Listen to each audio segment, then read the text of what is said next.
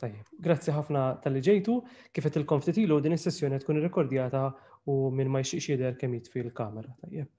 Ħatkun irrekordjata għal-fini ta' riċerka bħala Dipartiment tal-Malti nħobbu nżommu rikordju ta' dawn it-taħdidiet għax imbagħad ma' żmien isiru imprezzabbli. Din it-taħdid hija parti minn proġett li jismu it-Tradizzjoni Orali, proġett li beda fl-2016. U ħafna minnkom kontu tkun hemmhekk preżenti le kien ikollna laqgħa taħdita kważi tal-inqas waħda fix-xahar. Imma mbagħad faqqet l-imxija u tħarbatna, waqafna.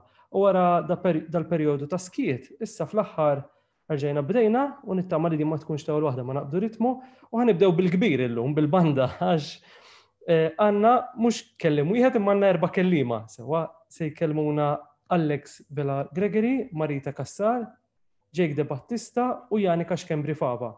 Janika hija tista' tgħid is-sinsla ta' dan il-proġett. Il-proġett li huwa koordinat mill-professur Adrian Grima u hemm nies oħrajn, ġifieri hemm Rita Saliba, Giusy Gatt, Michael Degwara, Daniel Bezzina, Manuel Mifsud, insomma nies differenti li jgħinu.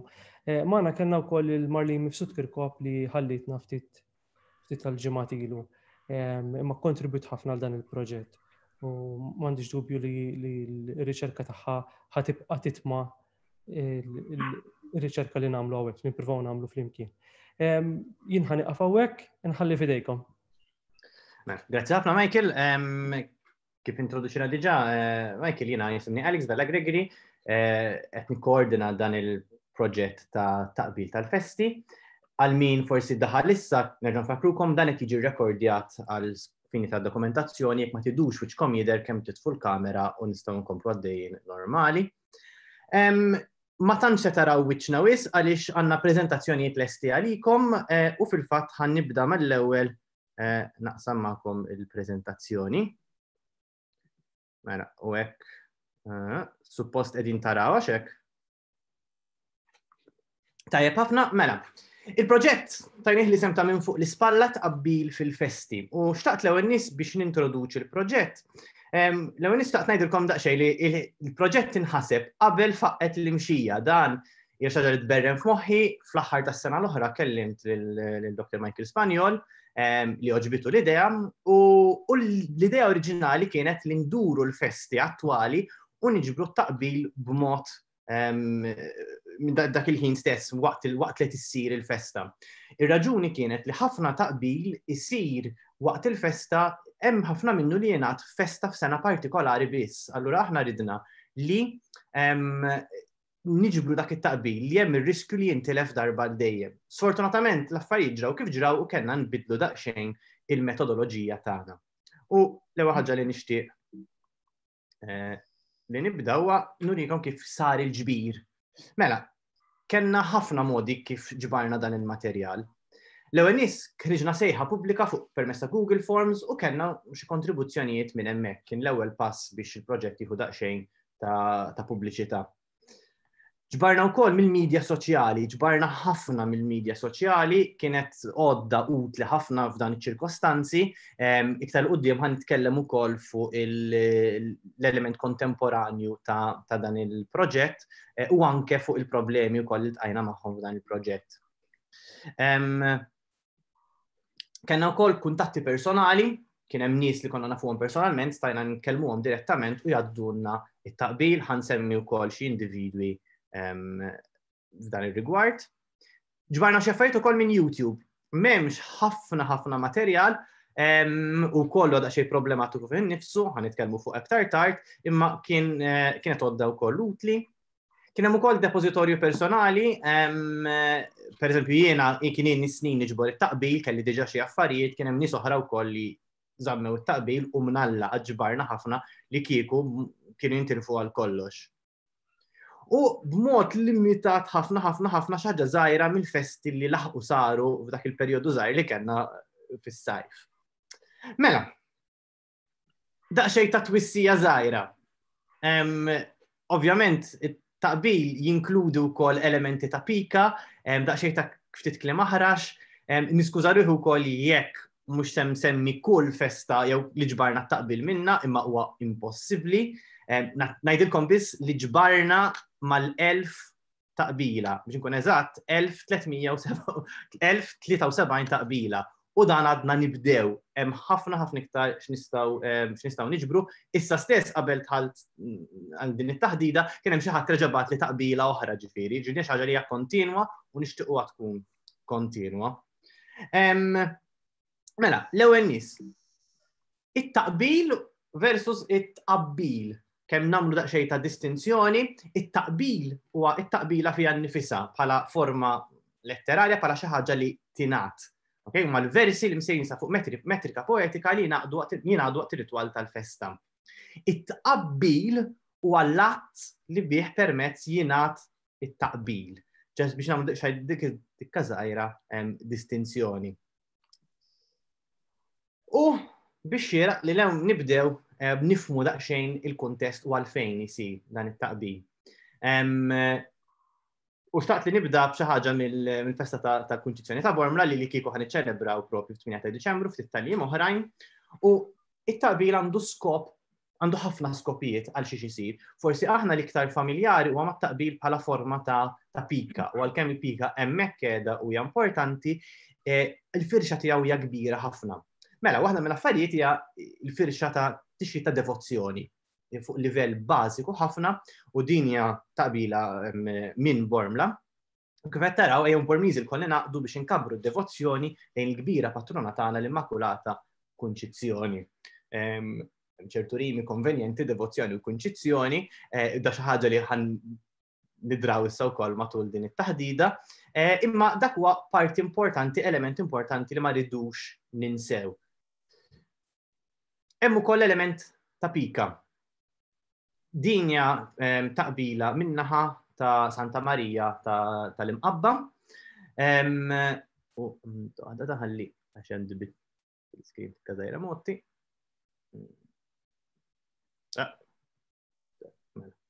Mela, u kemm jista' jkun nista' noqgħod naqra kull taqbila sakemm ma jkunx hemm xi spunt partikolari tistgħu taraw fuq l-iskrin u taqraw it-taqbil intom, però ovvjament hija din hija taqbila diretta ħafna, diretta lejn il-pika li għandhom mal-festa sekondarja tal-Madonna tal-Ġilju.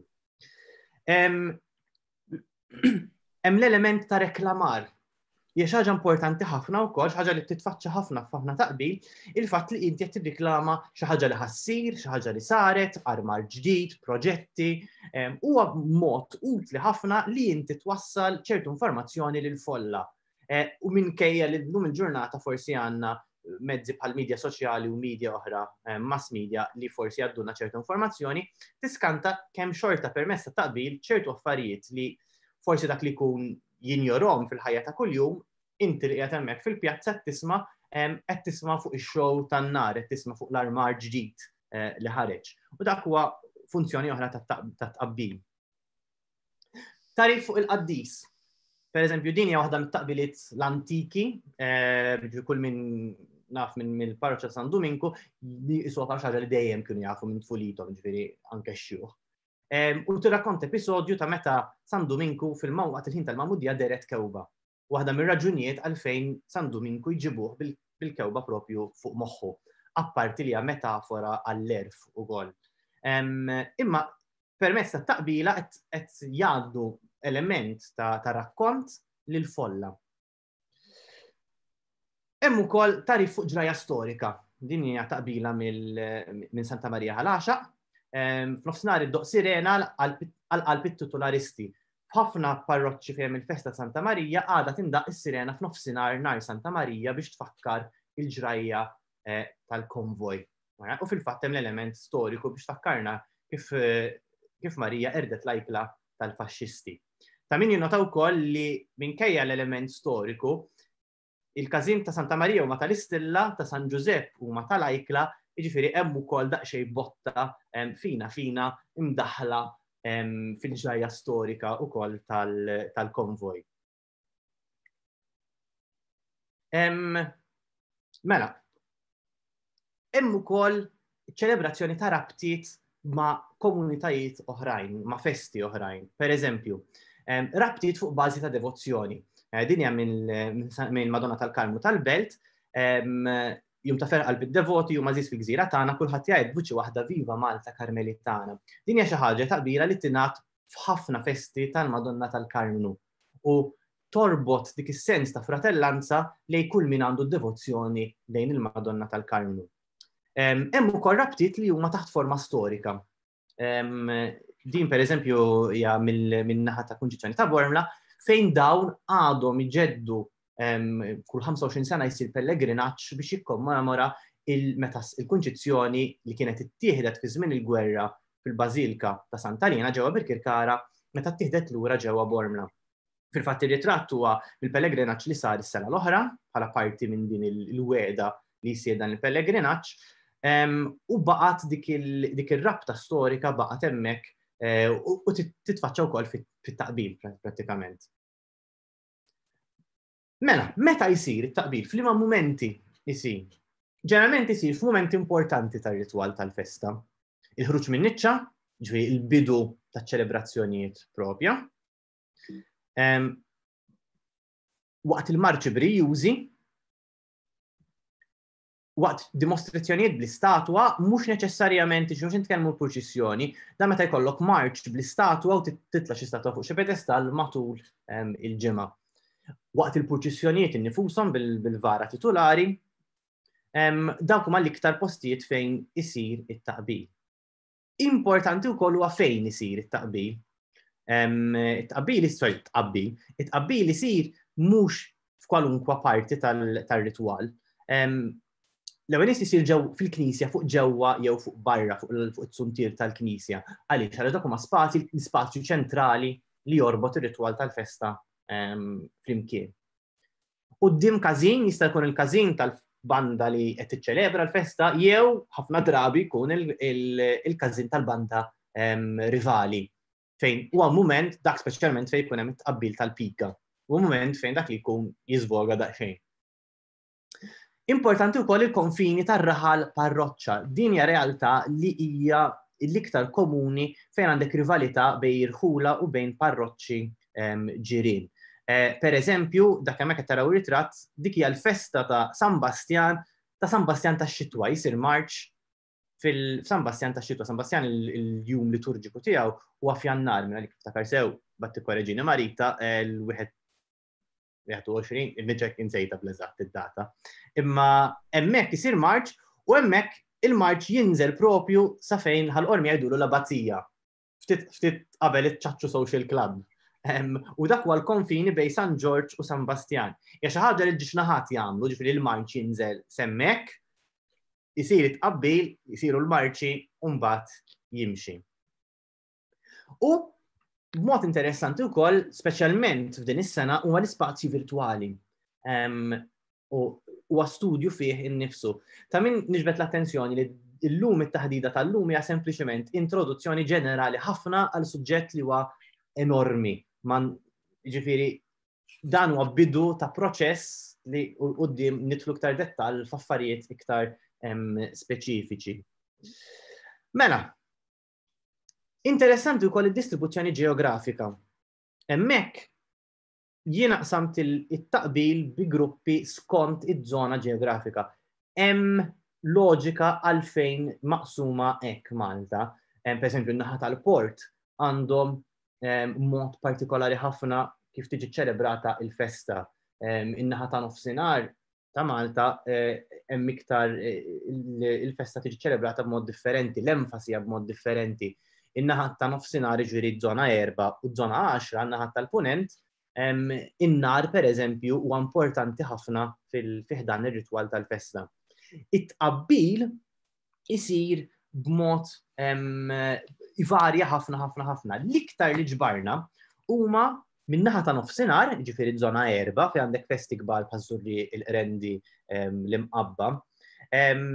In-naħa taċ-ċentru, żona numru 5, fejn għandek il-ħal-qormi, ħaż-Żebbuġ u ħalluqa, u iż-żona tal-Port il-Kbir, ġifieri il-Belt, it-Tlet Bliet u l-Kalkara. L-inqas li ġbarna huma lejn naħa tat-Tramuntana, ġifieri iż-żona tat-Tramuntana ta' Malta, n-numru 11, kull ma ġbarna waħda mill-Mellieħa. Għawdex pereżempju ġbarna ftit, xi 24 taqbila, u meta kellimna lill-Lawċin kollha kellhom daqsxejn din l-attitudni ta' għalini xi ħaġa riċenti importata minn Malta. għalkemm qed taqbad għalihom xi ħaġa għadha tibda. Hemm ukoll għandek l-elementi ta' pereżempju festi ġodda. Jiena fil-Ħamrun il-Kunċizzjoni, il-Gura tal-Karmnu, tal-Pjetà, Madonna ta' Fatima, huma kollha festi fejn it-taqbil għadu xi ħaġa ġdida u li jsir itqabbil waqt il-festa għadha xi ħaġa pjuttost fil-bidu tagħha. Hemm ukoll elementi oħrajn jaffettwaw kemm ġbarna minn kull żona ħanitkellmu fuqhom iżjed tard. Li forsi nista' ngħid f'dal-punt huwa li għandek ċertu affarijiet bħal taslima li żona fejn ħafna festi u hemm ħafna parroċċi li jidher li l-tradizzjoni pereżempju ta' tqabbil kważi ineżistenti. Għandek festi oħrajn li huma pjuttost b'saħħithom f'naħawi oħra ta' Malta bħal pereżempju Biżebbuġa fejn ma ġbarna l-ebda taqbila minn Biżebbuġa. Ma jfissirx li m'hemmx jew li ma jeżistix, jista' jkun li aħna minn naħa tagħna għadda ma sibniex il-persuni li għaddewna l-affarijiet, però pressa poco il-stampa li qed nieħdu hija li minn naħa tat-Tramuntana u naħa ta' Marsamxett hija l-iktar batuta tradizzjoni fil-waqt li naħa ta' nofsinhar u naħa tal-Port il-Kbir hija l-iktar b'saħħitha. Min iqabbel huwa interessanti ħafna wkoll, ħanajt ġiex kelmiet għaliex hemm lokal teżi hawnhekk. Pereżempju, fl-inħawi tal-Port il-Kbir, il-maġġor parti ta' tqabbil, speċjalment waqt il-proċissjoni, isir mill-irġiel. San Dominku, il-Belt, San Pawl, il-Belt, tal-Karmnu l-Belt, San Lawrenz, il-Birgu, l-Kunċizzjoni Bormla, huma il-maġġor parti huma l-irġiel li jqabblu. Fin-naħa ta' nofsinhar ta' Malta, Rendi, iż-Żurrieq, u anke dik iktar il-fuq bħal pereżempju Ħalaxa, huma n-nisa li jqabblu l-iktar. Mbagħad għandek ukoll l-età pereżempju, iż-żgħażagħ huma dawk li l-iktar li qablu jagħmlu l-taqbil tal-pika waqt il-Marċ. Ġi l-ewwel li tarhom tilgħin. Issib nies ta' ċerta età li jagħmluha ma ġeneralment tendenzjalment huma iż-żgħar. Ġeneralment nies li huma daqsxejn iktar forsi avvanzati fl-età, ġeneralment ħassibhom ma qablu waqt il-proċissjoni. Għandek ukoll l-idea tal-individwu versus il-grupp, versus il-folla. Ħafna tqabbil, speċjalment meta huma l-kwattrini, jibda xi ħadd, speċjalment jekk kulħadd ikun jafa, jibda jqabbel l-aħħar vers, ir-raba' vers jingħad minn kulħadd. Jekk tkun vera popolari taqbila xi ħadd jibda l-ewwel vers u kulħadd jitlaq. Ġifieri hemm dinamika hemmhekk li hija interessanti ħafna. Pereżempju, ġbart taqbila partikolari minn Santa Marija tal-Imqabba fejn hemm fit-taqbila dak li jkun jieqaf u jsaqsi mistoqsija lil folla. Hija interessanti ħafna bħala dinamika u l-folla twieġeb imbagħad tkompli t-taqbila. U hemm ukoll ikollok dejjem dawk l-individwi li fes-sena wara l-oħra dejjem tarhom huma jkunu li qablu jekk titlu YouTube u tfittxu l-festi l-marċi ta' Santa Marija l-Imqabba u tal-Ort il-Rendi hemm erba' min nies perċimes li mal-ewwel kif taqa' fil-banda jitilgħu huma l-ewwel nies li qablu. U mnalla jkunu huma dawn in-nies għaliex ħafna drabi mhux talli jqabblu huma talli jżommu jieħdu nota tat-taqbil u permezz tek fil-fatt ġbarna ħafna. Element interessanti wkoll huwa datazzjoni tal-kitba. Meta nkitbet taqbila? Mhux dejjem faċli nkunu nafu. Meta l-awtur hu magħruf, hemmhekk ikollna ħafna drabi ikollna l-lussu speċjalment jekk huwa awtur li għadu ħaj, jgħid in-nies ma dik tibta f'dik it-tali sena jew tal-inqas x'imkien lejn dawk is-snin. Jekk tiġi pubblikata, tal-inqas għandna punt ta' referenza li nafsa dik id-data ġiet ippubblikata dik kienet teżisti. Jekk inkitbitx qabel imbagħad dik hija kwistjoni oħra. Issa, riferenza għal ġrajja storika li ħniddiskuti iktar fid-dettall u riferenza kulturali li ħniddiskuti wkoll fid-dettall. Mela, riferenza għal ġrajja storika. Mela, din taqbila li ġbarnija minn Żebbuġ, Żebbuġ San Filep, banda San Filep, u l-lejla tlajt inqabbel ħafna għal taqbila qabbil tnejn għax mal-każin ta' San Filep it-tnejn li intom ma tagħmlu xejn. U dak huwa xi ħaġa importanti ħafna għad-datazzjoni. Għaliex? Għaliex minkejja hemm kwistjoni ta' min ġie l-ewwel banda bejn banda San Filep u banda San Giuseppe, għax hemm kwistjoni tad-data fis-seklu 19, it-tielet banda li hija 12 May dik għandna data ċara u dokumentata 1961. Mela, din it-taqbila ma setax intqalet, jew kitbet qabel dak il-punt. U dak huwa mod li ssib dawn it-trufijiet u dawn il-ħiel li inti jgħinuk fid-datazzjoni. Xaġa ħana interessanti wkoll hija referenza kulturali. Din hi waħda mill-ftit taqbiliet li ġbarna mill-Mosta minn Santa Marija u fejn jitkellem fuq ċikġi fogu ta' mit lira u l-banda ta' mit xelin. U r-referenza lejn il-flus turina li din inkitbet probabbilment qabel is-sebgħinijiet.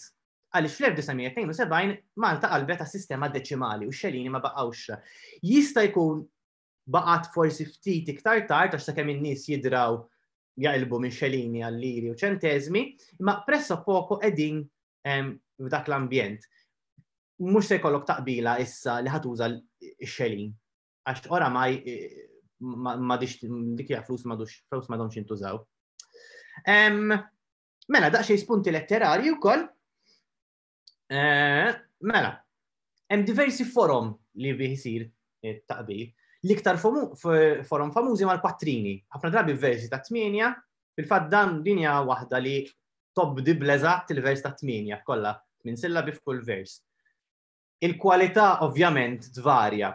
All right? Is-sillabar speċjalment fejn tidħol il-pika issiblek min vers minnhom ideffislek xi 20 sillaba sempliċement biex jgħaddi l-punt. Però dik hija l-iktar forma popolari u għal ħafna nies it-tqabbil jibbaża fuq dan il-forma. Però waħda l-affarijiet interessanti ħafna ta' dan il-proġett kien kemm hemm varjetà kbira fil-forom letterarji. Pereżempju l-vers distiku, il-vers ta' bitnejn. Ma tantxu daqshekk popolari, ma pereżempju din hija waħda li hija komuni ħafna. Il-pastard ma ssirx kaboċċa u tal-Karmnu ma ssirx parroċċa. Di jgħiduha San Domingku l-Belt tal-Karmnu, teżisti f'varjanti oħrajn, jgħiduha ta' San Lawrenz għal San Domingku il-Birgu, u teżisti f'diversi forum. Forma li tidher li hija ġdida ħafna hija l-makkjetta tal-festa. Mela, meta kont qed nagħmel il-ġbir tkellimt ma' ċertu Charles Gallian ħallu għaddili taqbil li kien forma ta' makkjetta. Li prattikament jitilgħu 3 min-nies jew 4 min-nies u hemm dialogu, dejjem hemm xena. U meta saqsejtu speċi ta' din hija xaġa antika, għalli jiena ommi mill-imqabba u l-imqabba kellhom din it-tradizzjoni. Tkellimt ma' nies mill-imqabba u skoprejt li bdiet qisu lejn l-2010 u saret ormai tradizzjoni li kull sena tinkiteb waħda forma ta' makkjetta. Din hija l-ewwel parti ta' waħda minnhom. Di ta' hello il-police, iva lassa ta' Zurriq Godwin Police, din hija kważi standard. Dan huma karattri standard ħafna u dejjem tkun ta' parsi xi ħadd mill-festa rivali qed iċempel lill-assa tal-pulizija għax qed ittieħ fajnu xi ħaġa li jagħmlu u fl-aħħar tispiċċa biex ta' kemm tgergru mix-xejn ma tifilħunix għax aħna konna s-suċċessi. Imma li hemm interessanti li bdiet għandna bidu tagħha ġol imqabba, kontinwazzjoni tagħha ġo ħalluqa u possibilment hemm dejjem il-possibilità li din tinxteret. Forom oħra l-kantalini. Ma tantx hemm daqshekk minnhom imma jeżistu minnhom li huma kantati. Di waħda mill-ftit miġbura mill-Ħamrum, San Gaetano il-Ħamrum. Oħorġu x-xadina ħantu għal-Karawet. Ix-xadina hija referenza xejn sottili għal San Giuseppe. F'ħafna parroċċi fejn San Giuseppe huwa rivali ta' festa, tajjira ta' xadina hija prattikament komuni. Probabilment għax dejjem San Giuseppe dejjem ġibu raġel xieħ daqsxejn forsi muswaf, allura qalb tajba tmur l-hemmhekk. Ġifieri dik hija forma oħra ta' tqabbil. U hemm ukoll il-vers ħieles. M'hemmx ħafna minnhom imma hemm varjetà wkoll. Rari li ssib taqbila jekk niftakar sew xi waħda jew tnejn sibt li ma kellhomx rima xejn. L-oħrajn issib lob fil-versi, iktar versi twal u osra, iktar versi, din hija vers b'ħamsa, taqbila b'5 versi. Imma issib ukoll, speċjalment meta jkunu tal-pika u dak li jkun iktar moħħu biex jgħaddi l-messaġġ milli joqgħod jaħseb daw versi ta' 8 jew le. Tajjeb ħafna. U mbagħad hemm ukoll ċertu taqbil tal-forma, hemm ċertu forom li jintirtu minn parroċċa l-oħra. Dawn huma l-iktar diffiċli li tkun taf l-oriġini tagħhom, minn bdejhom fejn bdew u meta. Per eżempju, di waħda mill-iktar komuni kollok deb, kollok diamanti, inti żgur ma jonqsok xejn, jonqsok biss il-fer ta' qalbna u ċabċib ta' dawn l-idejn. Dawn ikunu taqbil li ġili jvarjaw ftit, per eżempju, jonqsok biss id-devozzjoni, ja varjant tagħha din. U jintużaw minn festa għall-oħra. Jintużaw anke f'kuntesti kultant, per eżempju, dik kienet tingħat raħal ġdid. Kristu Re, meta kienet hemm il-vara ta' qabel din. U jekk hemm kwalità li l-vara ta' qabel din ma kellix kienu d-deb u d-diamanti, għax kienet vara pjuttost, għadha pratikament fuq linja u pjuttost sempliċi.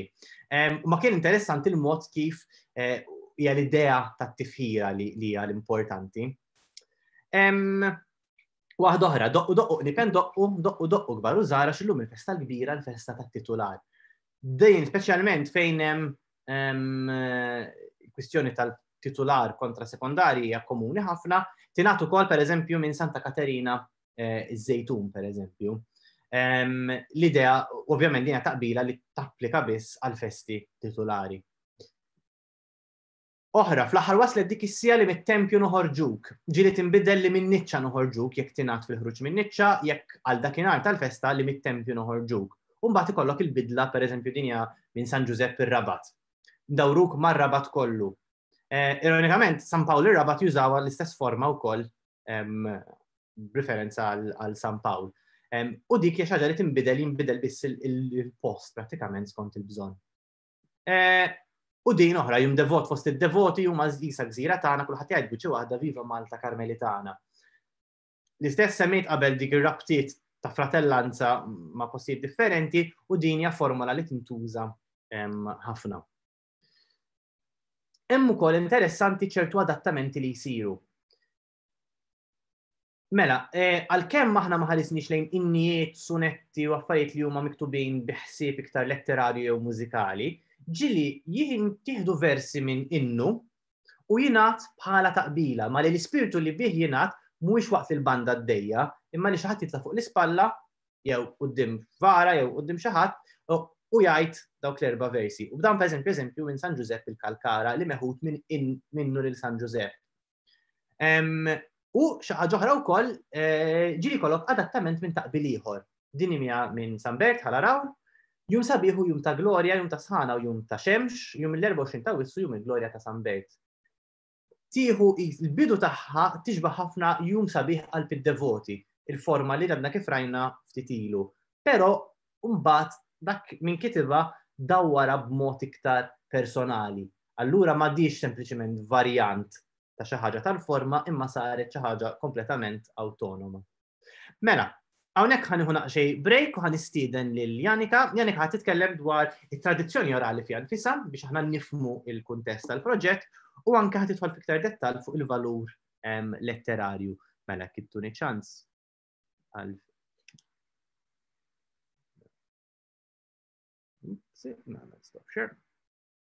Mela, Janika fidejk. Right. Suppost qed jidher l-screen.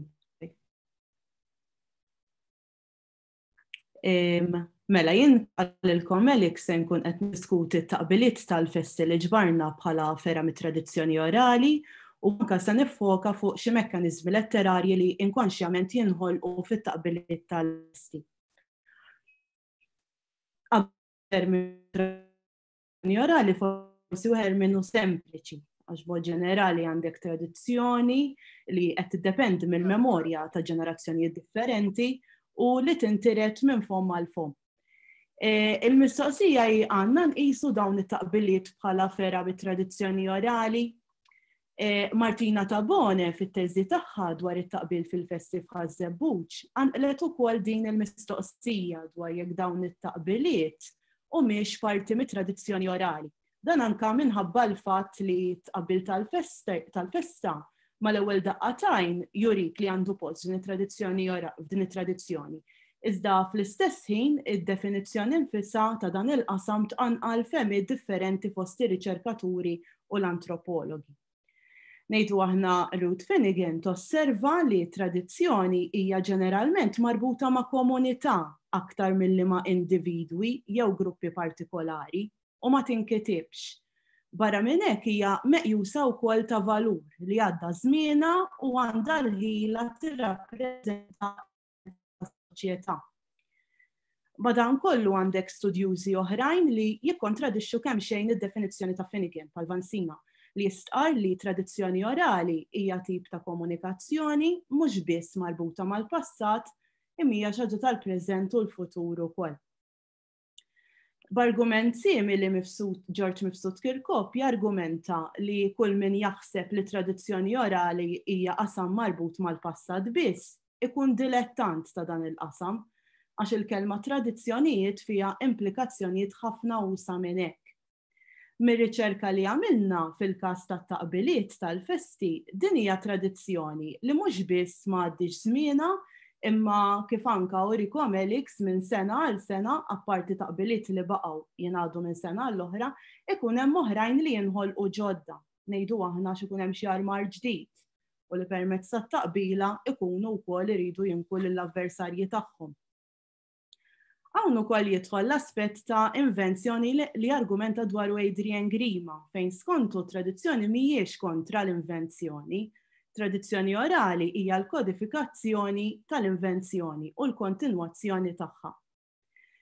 Il-proċess tal-ħolqien ta' tqabbil tal-festi ivarja minn raħal għal ieħor, diġà spjega tajjeb ħafna Elix, min joħloq it-taqbiliet bħala grupp imma jkollok taqbiliet li nħolqu individwalment. Madankollu għalkemm xi drabi il-ħolqien ta' dawn it-taqbiliet xi kultant isiru minn individwu wieħed, it-taqbila tingħad xorta waħda quddiem il-folla.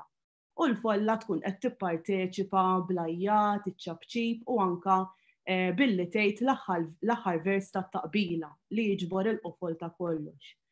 Jiġifieri f'dan il-każ anke meta t-taqbila tinħoloq minn individwu wieħed, xorta nistgħu nqissuha bħala tradizzjoni orali għax ikun hemm min qed jgħin biex il-qofol tat-taqbila jitqawwa. Apparti minn hekk billi taqbila ġieli tinħoloq minn individwu, ikun hemm min ukoll jitgħallimha bl-amment u jibqa' juża anke u jgħaddiha lil ħaddieħor, jiġifieri hemmhekk bla dubju li t-taqbila xorta qed tibqa' tintiret minn fom mal fom li hija karatteristika importanti ta' tradizzjoni orali. Naturalment minħabba li tqabila tintiret minn fom mal fom, bil-fors se jkollok xi varjanti. Fil-fatt sibna ħafna taqbil li jinbena fuq forma komuni diġà għalilkom ukoll Elix, iżda b'xi varjanti żgħar skont il-bżonn. Pereżempju din it-taqbila li tingħad f'ħafna festi imma tvarja minn festa l-oħra. Fil-fatt din l-iktar taqbila li sibna varjanti tagħha. Mill-varjanti li sibna ta' taqbila ħafna drabi il-bidu jibda dejjem l-istess, kollok deb kollok diamanti, imma sibna taqbil ukoll pereżempju ta' San Giuseppe bħala jibdew kollok deb kollok fidda. Imma mbagħad il-maġġoranza kif qed tidher u jkun hemm xi varjazzjoni żgħira. Pereżempju ta' Marija Reġina l-Marsa jgħiduha eżatt b'dan il-mod, imma mbagħad ta' Santa Katerina żejtun ivarjaw it-tielet vers għax jgħidu jonqosok biss id-devozzjoni. U nibqgħu sejrin hekk dejjem ikun hemm xi varjazzjoni minn festa għall-oħra. Din ukoll xi varjanti semma Elix diġà dwarha.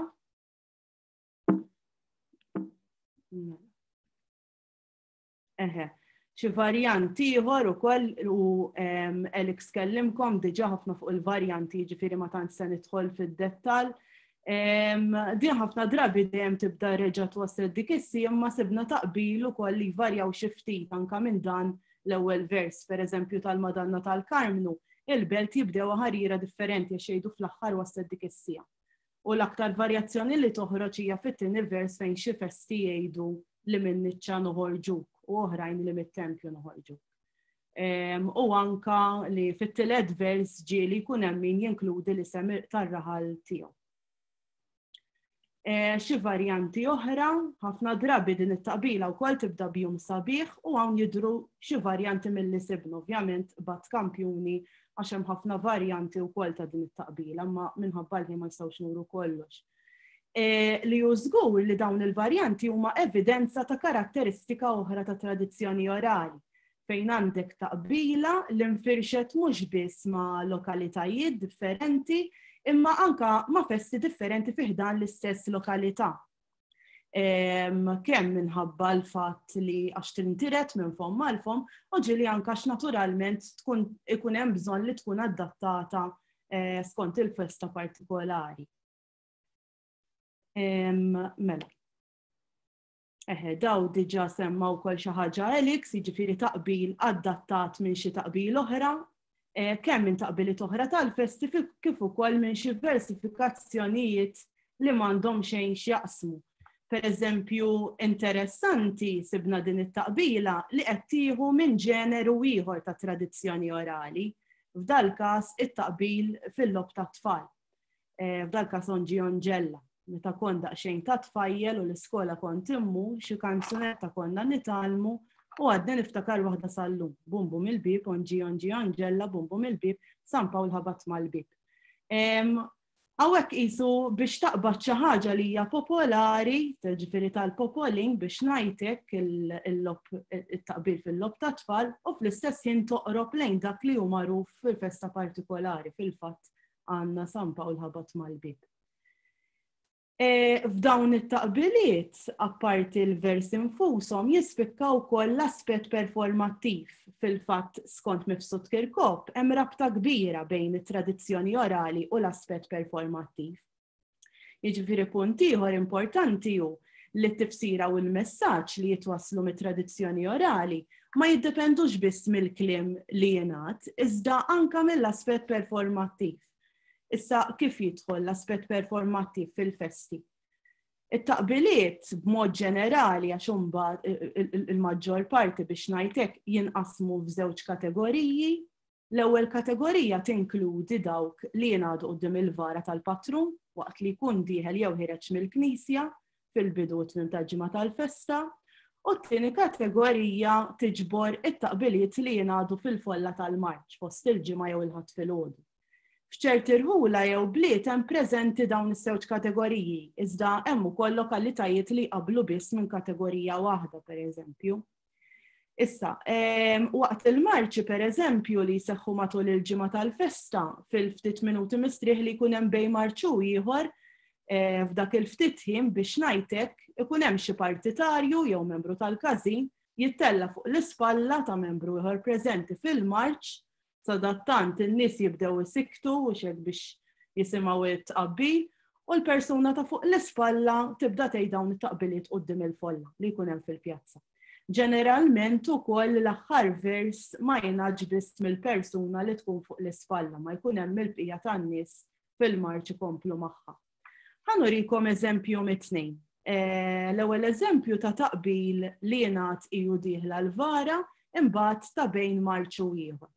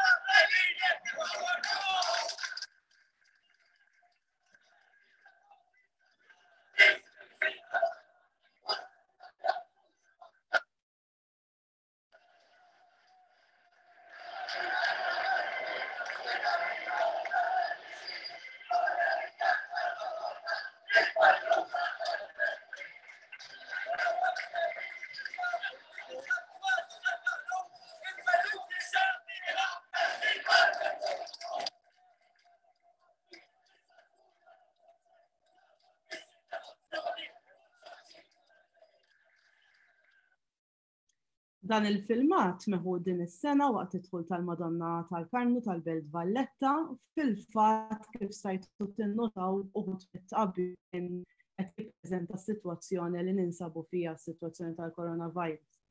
Ħanurikom il-filmat ieħor tqabbil li jingħad bejn Marċ u ieħor.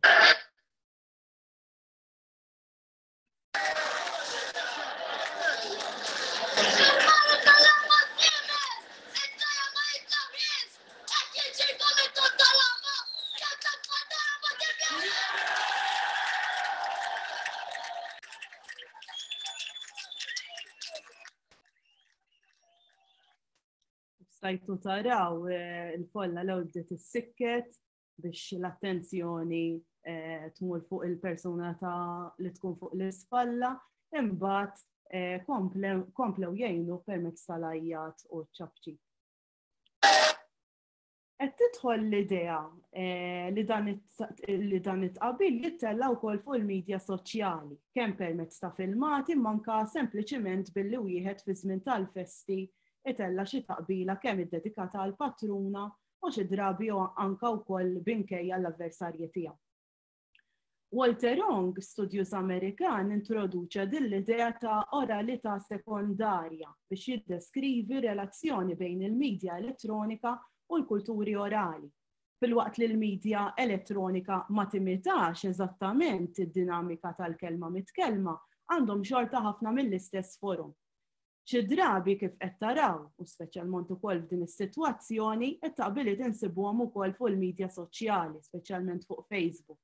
Ħafna drabi kif qed taraw naraw akkumpanjati ma' xi ritratt tal-padrun.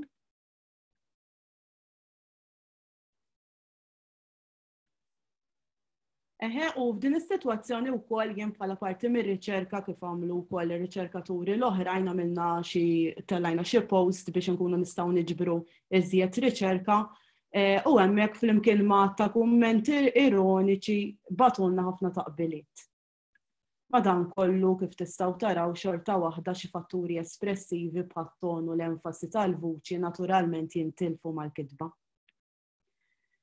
L-istrutturi tat-taqbiliet u l-valur letterarju tagħhom, qabel xejn nixtieq nibda billi ngħid li dawn it-taqbiliet ma nħolqu bl-ebda skop li jkunu letterarji, ħolquhom nies li l-uniku għan tagħhom kien li jesprimu l-passjoni tagħhom għall-festa u jgħajru l-partitarji tal-każini ta' kontrihom.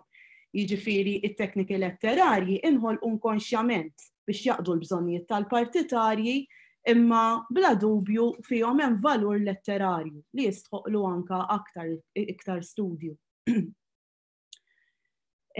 Ġeneralment, kif diġà tkellem ftit Alex, l-istruttura tkun magħmula l-iktar minn kwartina li tinkludi rima mqabża anke biex tgħin lin-nies jiftakru taqbiliet faċilment peress li anke jridu jitalmuhom bl-amment. L-iktar xepp li jispikka fit-taqbil li ġbarna huwa li l-biċċa l-kbir huma kwartini, uħud minnhom bil-vers ottonarju u ħafna minnhom għandhom ir-rima mqabża, imma kien hemm ukoll bil-vers ħieles. Dan il-mudell ovvjament varja, kien hemm il-vers distiku, Oriol Comelix, ukoll il-makjetta u l-kantalini. Mill-banda l-oħra uħud mid-differenzi huma jinsabu l-aktar fl-indirizz, it-ton, ir-reġistru użat u t-temi. Jekk inħarsu ftit lejn it-temi, it-taqbiliet ta' quddiem il-varja ma tantx jistgħu jvarjaw fit-tema x'huma taqbiliet ta' tifħil il-padrun jew padruna, ta' tali raħal jew bett, pereżempju kif jidher hawnhekk. Għalkemm xi drabi wkoll ikun hemm element sottili ta' nkejja bħal dan. Minnek ħarġu 3 parroċċi Bormla l-Isla u l-Kalkara imma fl-10 ta' Awwissu kulħadd lilek jiġi jara. Jiġifieri hemmhekk hemm daqsxejn element sottili ta' nkejja. L-ikbar varjetà ta' temi tinsab fit-taqbiliet li jingħadu fil-Marċ, ħafna minnhom marbutin mal-ftaħir bix-xogħol. Kemm tan-nar u anke jew tal-armar fejn il-partitarji jiftaħru bix-xogħol kollu li jkunu għamlu. Eżempju ieħor, pereżempju idħlu daħla sa ġewwa l-Knisja ħataraw dak it-tiżjin fin-nofsanna l-isbaħ Bradella li fuq poġġu l-Katarin. Hemm oħrajn ta' tifħil lejn il-patrun jew patruna u dawn huma simili ħafna għat-taqbiliet li jingħadu quddiem il-vara. Tema oħra hija ta' tmaqdir fejn il-partitarji biex ngħidlek isibu kull tentufa biex jgħajru kull attività jew aspett relatat mal-festa tal-każini ta' kontrihom. Per eżempju, flok xettru hemm bastun, bradella u mhux banku, ġietkom mal-2000 lira bix-xorta baqgħet qasira. Hemm oħrajn saħansitra jaqdu il-ftaħir ma' tmaqdir. Per eżempju, San Filip kemm hu iswed, San Nikola kemm hu xieħ, hawnhekk dejjem it-tmaqdir, imbagħad lejn l-aħħar sakemm jintlaħaq il-climax, dejjem għandek il-ftaħir bil-patrun partikolari tal-festa. Eviva Ġorġi tagħna kemm hu aħmar u sabiħ. Nista' nurikom ukoll xi aspetti li jispikkaw fih dan it-temi, pereżempju xbija tal-patruna, id-dominanza, id-devozzjoni, in-nar, l-armar kemm fil-knisja kif ukoll fuq barra. Il-kalendarju u anke xi staġuni u l-ġeneru u rwoli. Biex naġlu daqsxejn. Xi tekniki letterarji li huma komuni f'dawn it-taqbil, insibu l-iperbole pereżempju, jiġifieri l-esaġerazzjoni kif jidher f'dan l-eżempju.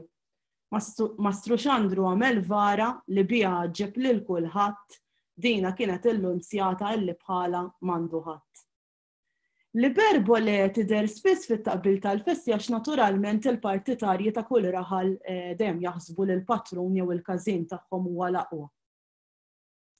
Xi eżempju ieħor, Viva Viva t-tempju tagħna li tibda bl-Episewski, tempju kbir u majestus, u mbagħad hawnhekk jibdew jesaġeraw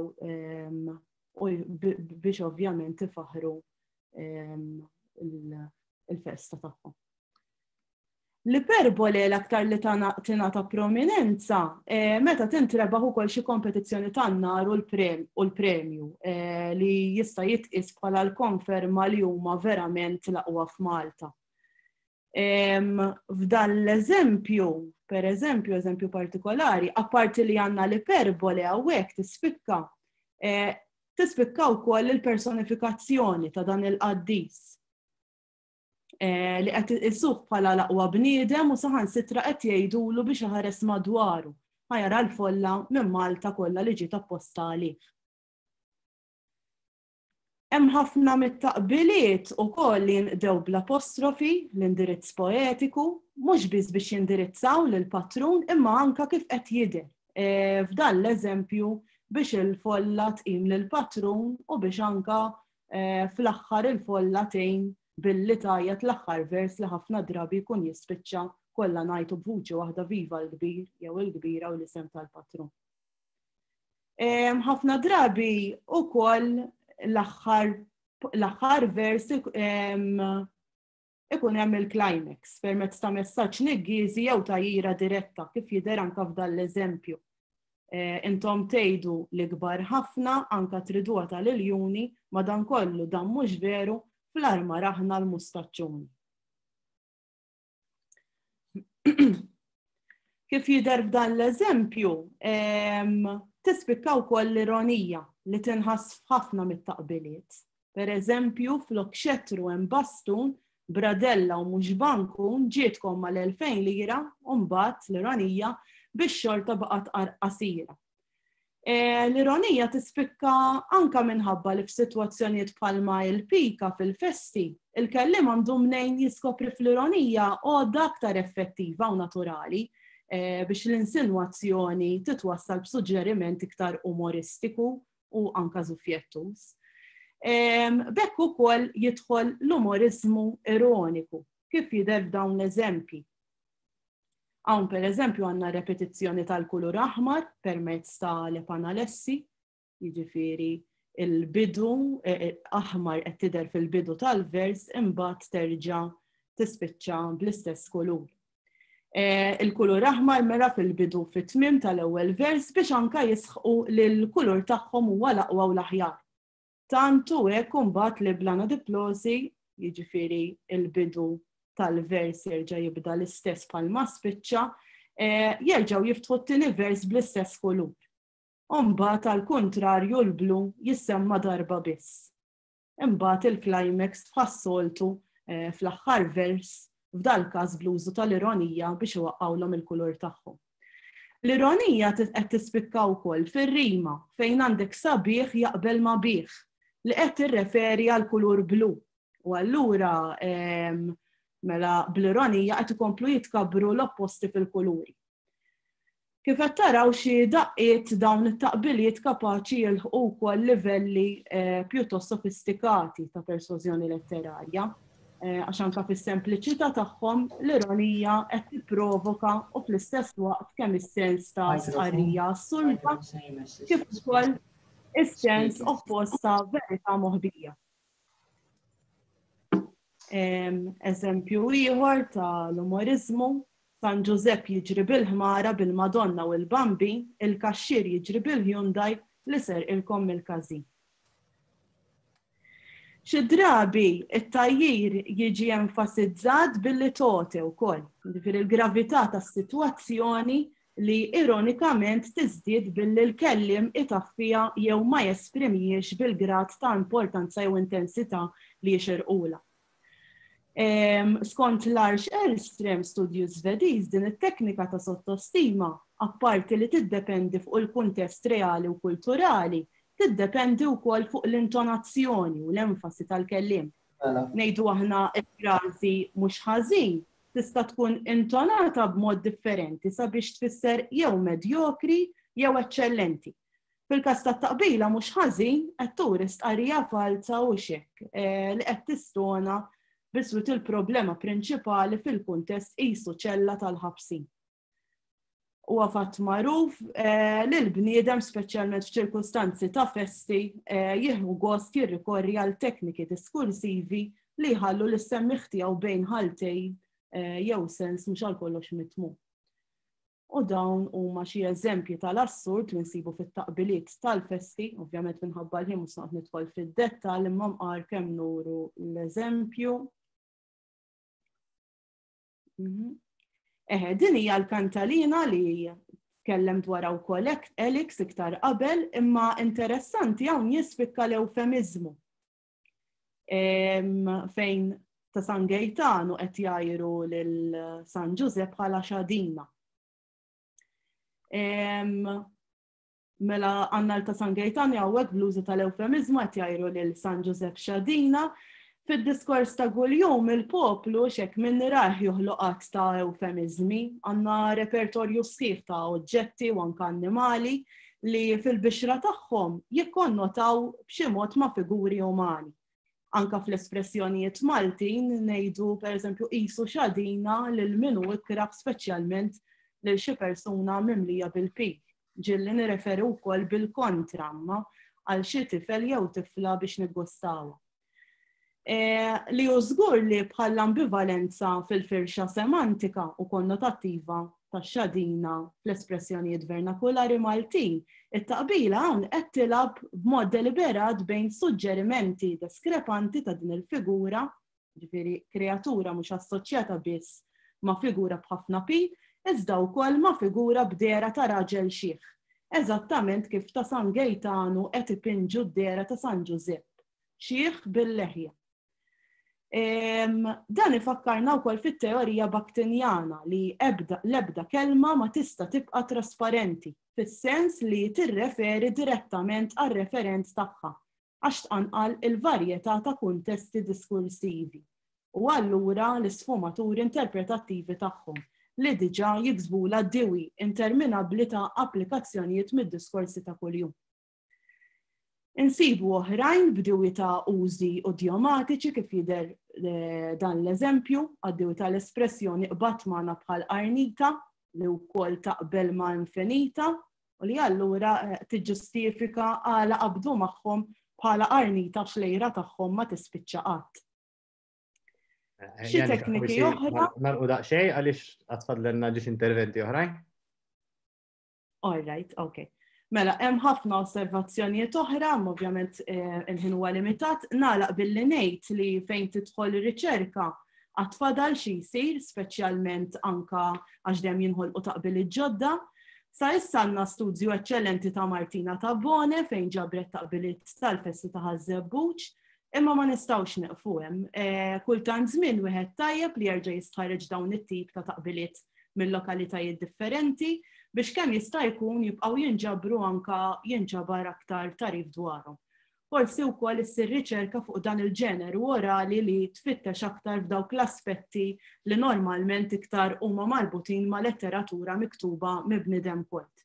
Ma li fil-fatt kif rajtu anke letteratura orali jista' jkollha den li twassal sal-istess livell ta' suġġeriment fl-istess spazju żgħar ta' strofa. Grazzi. Grazzi ħafna Janika. Mela, qabel ngħaddu għal taħdida ta' Jake, mela, kemm nintroduċi daqsxejn dak li ħajgħid Jake. Mela, suppost qed taraw il-preżentazzjoni tiegħi. Mela, it-tematika ħanitlu daqsxejn iktar fil-font fuq it-tematika. It-tematika hija vasta ħafna u xtaqt ġest kemm insemmi ġiex spunti malaj.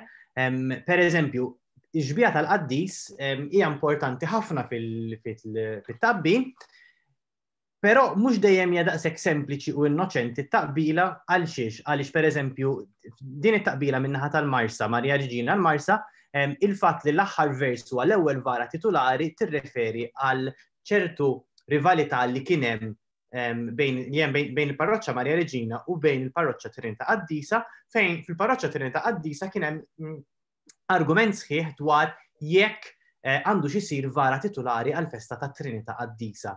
Kienet polemika sħiħa da snin għaddejjin biha, kien hemm anke referendum ġewwa l-parroċċa u r-riżultat kien li l-parroċċa ta' Marija Reġina minkejja li saret ħafna wara bħala parroċċa kienet l-ewwel li ġabet il-vara titolari ġewwa l-Marsa miż-żewġ parroċċi.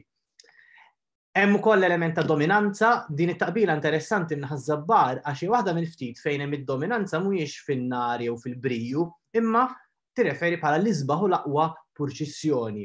Festa tal-Grazzja hija marbuta ħafna mill-idea tal-pellegrinaġġ u għalhekk hija importanti ħafna f'dan il-kuntest.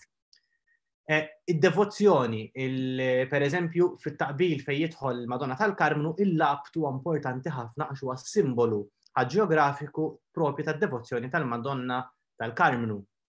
In-nar huwa wkoll xi ħafna lingwaġġ tan-nar isib ruħu f'dan ċertu taqbil. It-taqbila minn San Filip pa' Żebbuġ, semmi l-Universal li għatib ta' ċikċifogu u l-Murtali ta' ċriki Foloz. Tematika prinċipali oħra għal-armar, speċjalment fejn jidħol pika bejn titolari u sekondarja. Din it-taqbila min-naħa ta' Santa Katerina Żurriq torbot ħafna fuq l-element tal-materjal. Il-materjal li huwa meqjuż denju għal-festa bħal kristall u dak li huwa meqjuż bħala xi ħaġa tal-irħis, il-ħġieġ u l-landa. Ġeneralment li festa tagħmel xi ħaġa, speċjalment ġol knisja li mhijiex ta' kwalità hija sinjal hija xi ħaġa li ta' mistħija kważi u tintuża ħafna drabi mir-rivali. Il-kalendarju huwa importanti ħafna. Din hija taqbila li hija b'saħħitha fil-festa ta' Santa Marija fejn it-30 ta' Lulju tibda l-kwindiċina dawk il-15 qabel tasal il-festa ta' Santa Marija. Il-15 li jaslu sal-propju sal-lejliet il-festa. L-istaġuni huma importanti ħafna. Din hija taqbila li meta għaddew li din it-taqbila kelli daqsxejn dubju ta' għal xi qed tirreferi San Ġorġ tal-Wartu s-Silla, Santa Lina tad-Dullieħ. U din toħodna lura hija taqbila pjuttost antika x'toħodna lura meta l-festi kienu jsiru fil-jum propju tagħhom. U San Ġorġ il-jum propju tiegħu huwa 23 ta' April. Għalhekk tal-Wartu s-Silla għax dak huwa l-istaġun tar-rebbija fejn il-Wartu s-Silla ikunu waslu kabru waslu biex jisir il-ħsad. Santa Lina tad-Dullieħ peress li ssir fit-18 ta' Awwissu fis-sajf, l-eqel tas-sajf, allura għalhekk Santa Lina tad-Dullieħ għax hija Dullieħ frotta tas-sajf. Ir-referenza ta' San Ġorġ dejjem fis-sakra min għaddieli għalli li probabbilment hija referenza għal fatt li fl-1928 il-birra Hopleaf inxtorbot tal-ewwel darba fil-festa ta' San Ġorġ ħal-Qormi. Ma kellix ċans minn dak iż-żmien law nivverifika jekk hux vera jew le, jista' jkun sempliċement li f'dik il-festa jew kien saret forma ta' promozzjoni, imma allura użawha naħta bil-kirkara bħala taqbila biex jaqbdu naqa' ma' xulxin. Tematika tal-istilla kontra tal-ajkla. Għal darb'oħra hemm tema hawnhekk fejn tista' toħroġ teżi sħiħa fuq dan l-element f'ħafna festi, speċjalment fir-ħula antiki, ir-rivalità hija bejn tal-istilla, l-każin tal-istilla u l-każin tal-ajkla. Hemm ukoll anke element politiku li jidħol fih dan. Għamilt taqbila tal-iCloud ritratta l-istilla minn żewġ każini ta' ħalluqa apposta, però per eżempju ġewwa l-Belt Valletta tal-iCloud huma ta' San Pawl, tal-istilla huma ta' San Dominku. U hemmhekk ir-rivalità tieħu anke sfumaturi politiċi qawwija ħafna minix se nidħol fihom hawnhekk, però huwa xi ħaġa huwa suġġett li wieħed irid jesplora anke fih dan il-ġbir. Il-ġeneru rwoli familjari, l-idea per eżempju tal-missier. ħafna qaddisin irġiel jiġu riferuti bħala missier. Interessanti hawnhekk, San Bastian u San George, tnejn ħal-qormi li tnejn huma meqjusin bħala missier il-qriema.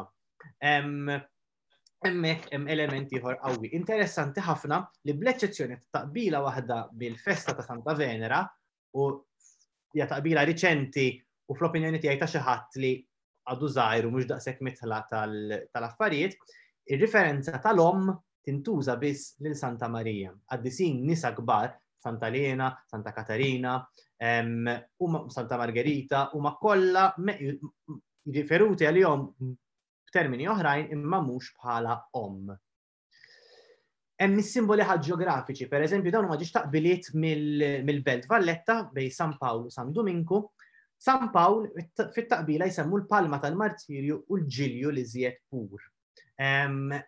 U it-tweġiba ta' din it-taqbila min-naħa tal-festa rivali ta' San Dominku hija għalkemm palma ma ġibx fidek iġġib ġilju tal-purità. U dan huwa mod kif festa tuża taqbila u simboli ta' qaddis ieħor biex uddawarhom a favur tad-devozzjoni u tal-qaddis ta' dik il-festa. Interessanti wkoll hemm taqbila oħra min-naħa ta' San Dominku li għalkemm San Dominku mhuwiex qaddis martri, ma l-Ordni Dominikan għandu San Pietru ta' Verona li huwa martri, allura għaldaqstant ma tistgħux tiftaħru speech speċta bil-martirju intom biss. L-umorizmu.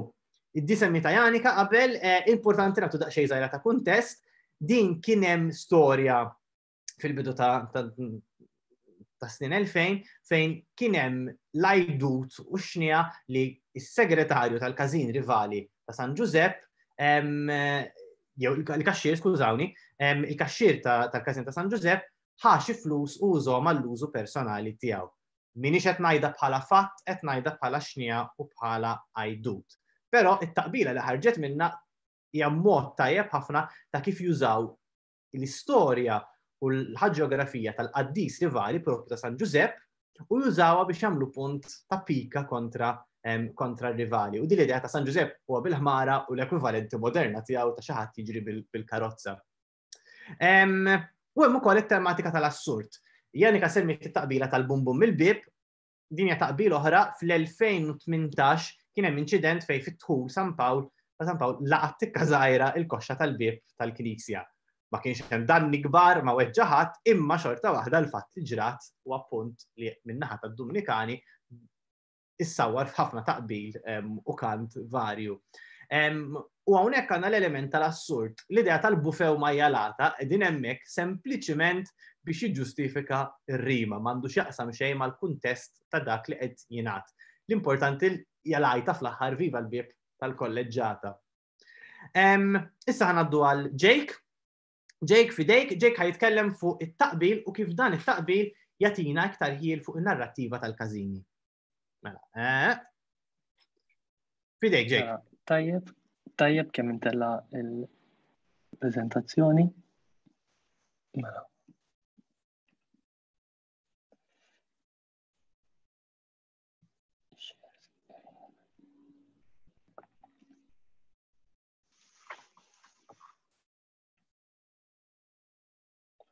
Mela.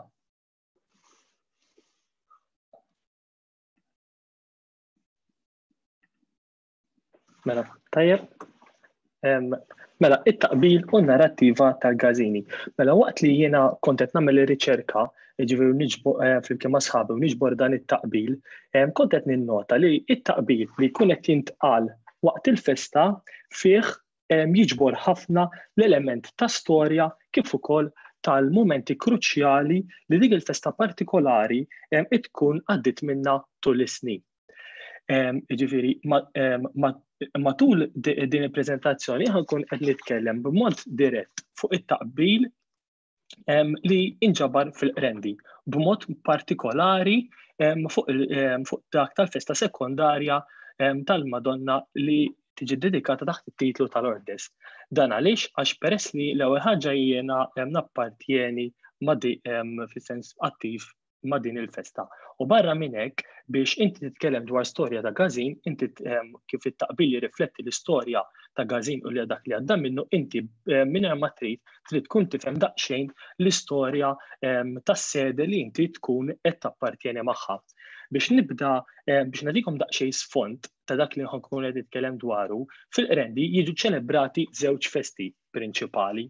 Jiġifieri tisimgħu bil-festa li qed titular li dik hija Santa Marija li tiġi ċelebrata fil-15 ta' Awwissu, ukoll tiġi ċelebrata l-festa sekondarja li hija wkoll iddedikata lil Madonna imma taħt titlu differenti li huwa taħt it-titlu tal-Ordes li din tiġi ċelebrata fl-ewwel ħadd ta' Lulju.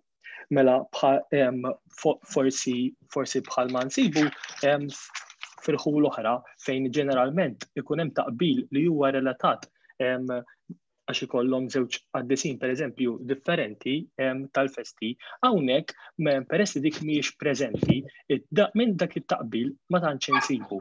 Għal xiex għax l-aktar it-taqbil insibuh relatat aktar mat-titli tal-Madonna. Fil-Qrendi wkoll jiġu ċelebrati żewġ festi oħra żgħar li huma dawk dik ta' Rożarju taċ-Ċintura, imma s'issa laqqas ma kellimt mandikali li ma kien hemm l-ebda taqbil li jintqal waqt dawn iż-żewġ purċissjonijiet żgħar taqbil ġifieri ta' devozzjoni la festa esterna ma ssirx. Madankollu aħna ma nistgħu nlimminaw l-ebda possibilità. Bħala mela issa li ħanibda nitkellem dwaru huwa l-esperjenza tiegħi u kif it-taqbil li sibna aħna bħala waqt li konna din nirriċerkaw kif dan it-taqbil ħaj jikxef ħafna mill-istorja ta' dan il-Gazin. Ġifieri dan il-fatt ma jfissirx li ma japplikax għal festi oħrajn. Dik importanti li nagħmluha. Bħala soċjetà aħna hemm minnu dilettant ħafna li jiġbed il-filmati tal-festa u nista' ngħid li sa mill-2016 fuq YouTube hemm daw il-videos tat-taqbil jekk mhix żball mill-2016 hemm tat-taqbil kollu li jintqal fil-festa. Jiġifieri dik hija forsi daqsxejn ta' fortuna għax għal xiex dawn it-taqbiliet m'għedinx jintilfu bħalma ġralhom ħafna taqbiliet li ġralhom fil-passat. Kif qalu ta' qabli u dik hija preżenti wkoll fid-din il-festa, insibu taqbil li huwa direttament għat-tifħir tal-Madonna, ġifier dan jintqal waqt li tkun ħirġa il-vara mill-Knisja, imma mbagħad insibu dawk il-messaġġi dawk it-taqbil li qiegħed iwassal messaġġ li jniggess li u dan ġeneralment jintqal waqt li tkun qiegħda waqt li jkun qed isir il-marx tal-festa. Meta kont qed nitkellem ma' xi nies, speċjalment anzjani li għandhom bejn 70 u 90 sena, dawn jiftakru sa mit-tfal li l-taqbiliet fil-Qrendi kien diġà preżenti. Minkejja li ma jiftakruhx, jiġifieri ħafna minnhom dawn meta ngħidilhom tistgħu tniżżu tajdu li x'taqbil kien jintqal, huma sabuha diffiċli ħafna li jiftakruh. Madankollu forsi fuq nota pożittiva nistgħu naraw bejn wieħed u ieħor kemm ilu preżenti t-taqbil lejn dawn in-naħat. Kif qal Alex ġifieri, dawn lejn dawn naħat it-taqbil fil-festi huwa popolari ħafna. U nista' ngħid ukoll li hemm diversi tfal li jitħajru jagħtu il-battuti tagħhom għall-futur dan ukoll jindika li din it-tradizzjoni mhux ħadd jieqaf f'dan iż-żmien li ġej. Kif diġà għedtilkom issa jiena ħannixed ħanuri kif it-taqbil ħaj jikxef ħafna mill-istorja li tkun għaddit minna il-festa partikolari. Jiena ma waqafx billi nirrakkonta, provajt insib kol xi artiklu li nkitbu skont dak l-avveniment li ħad tkun qed tirreferi għalih it-taqbila.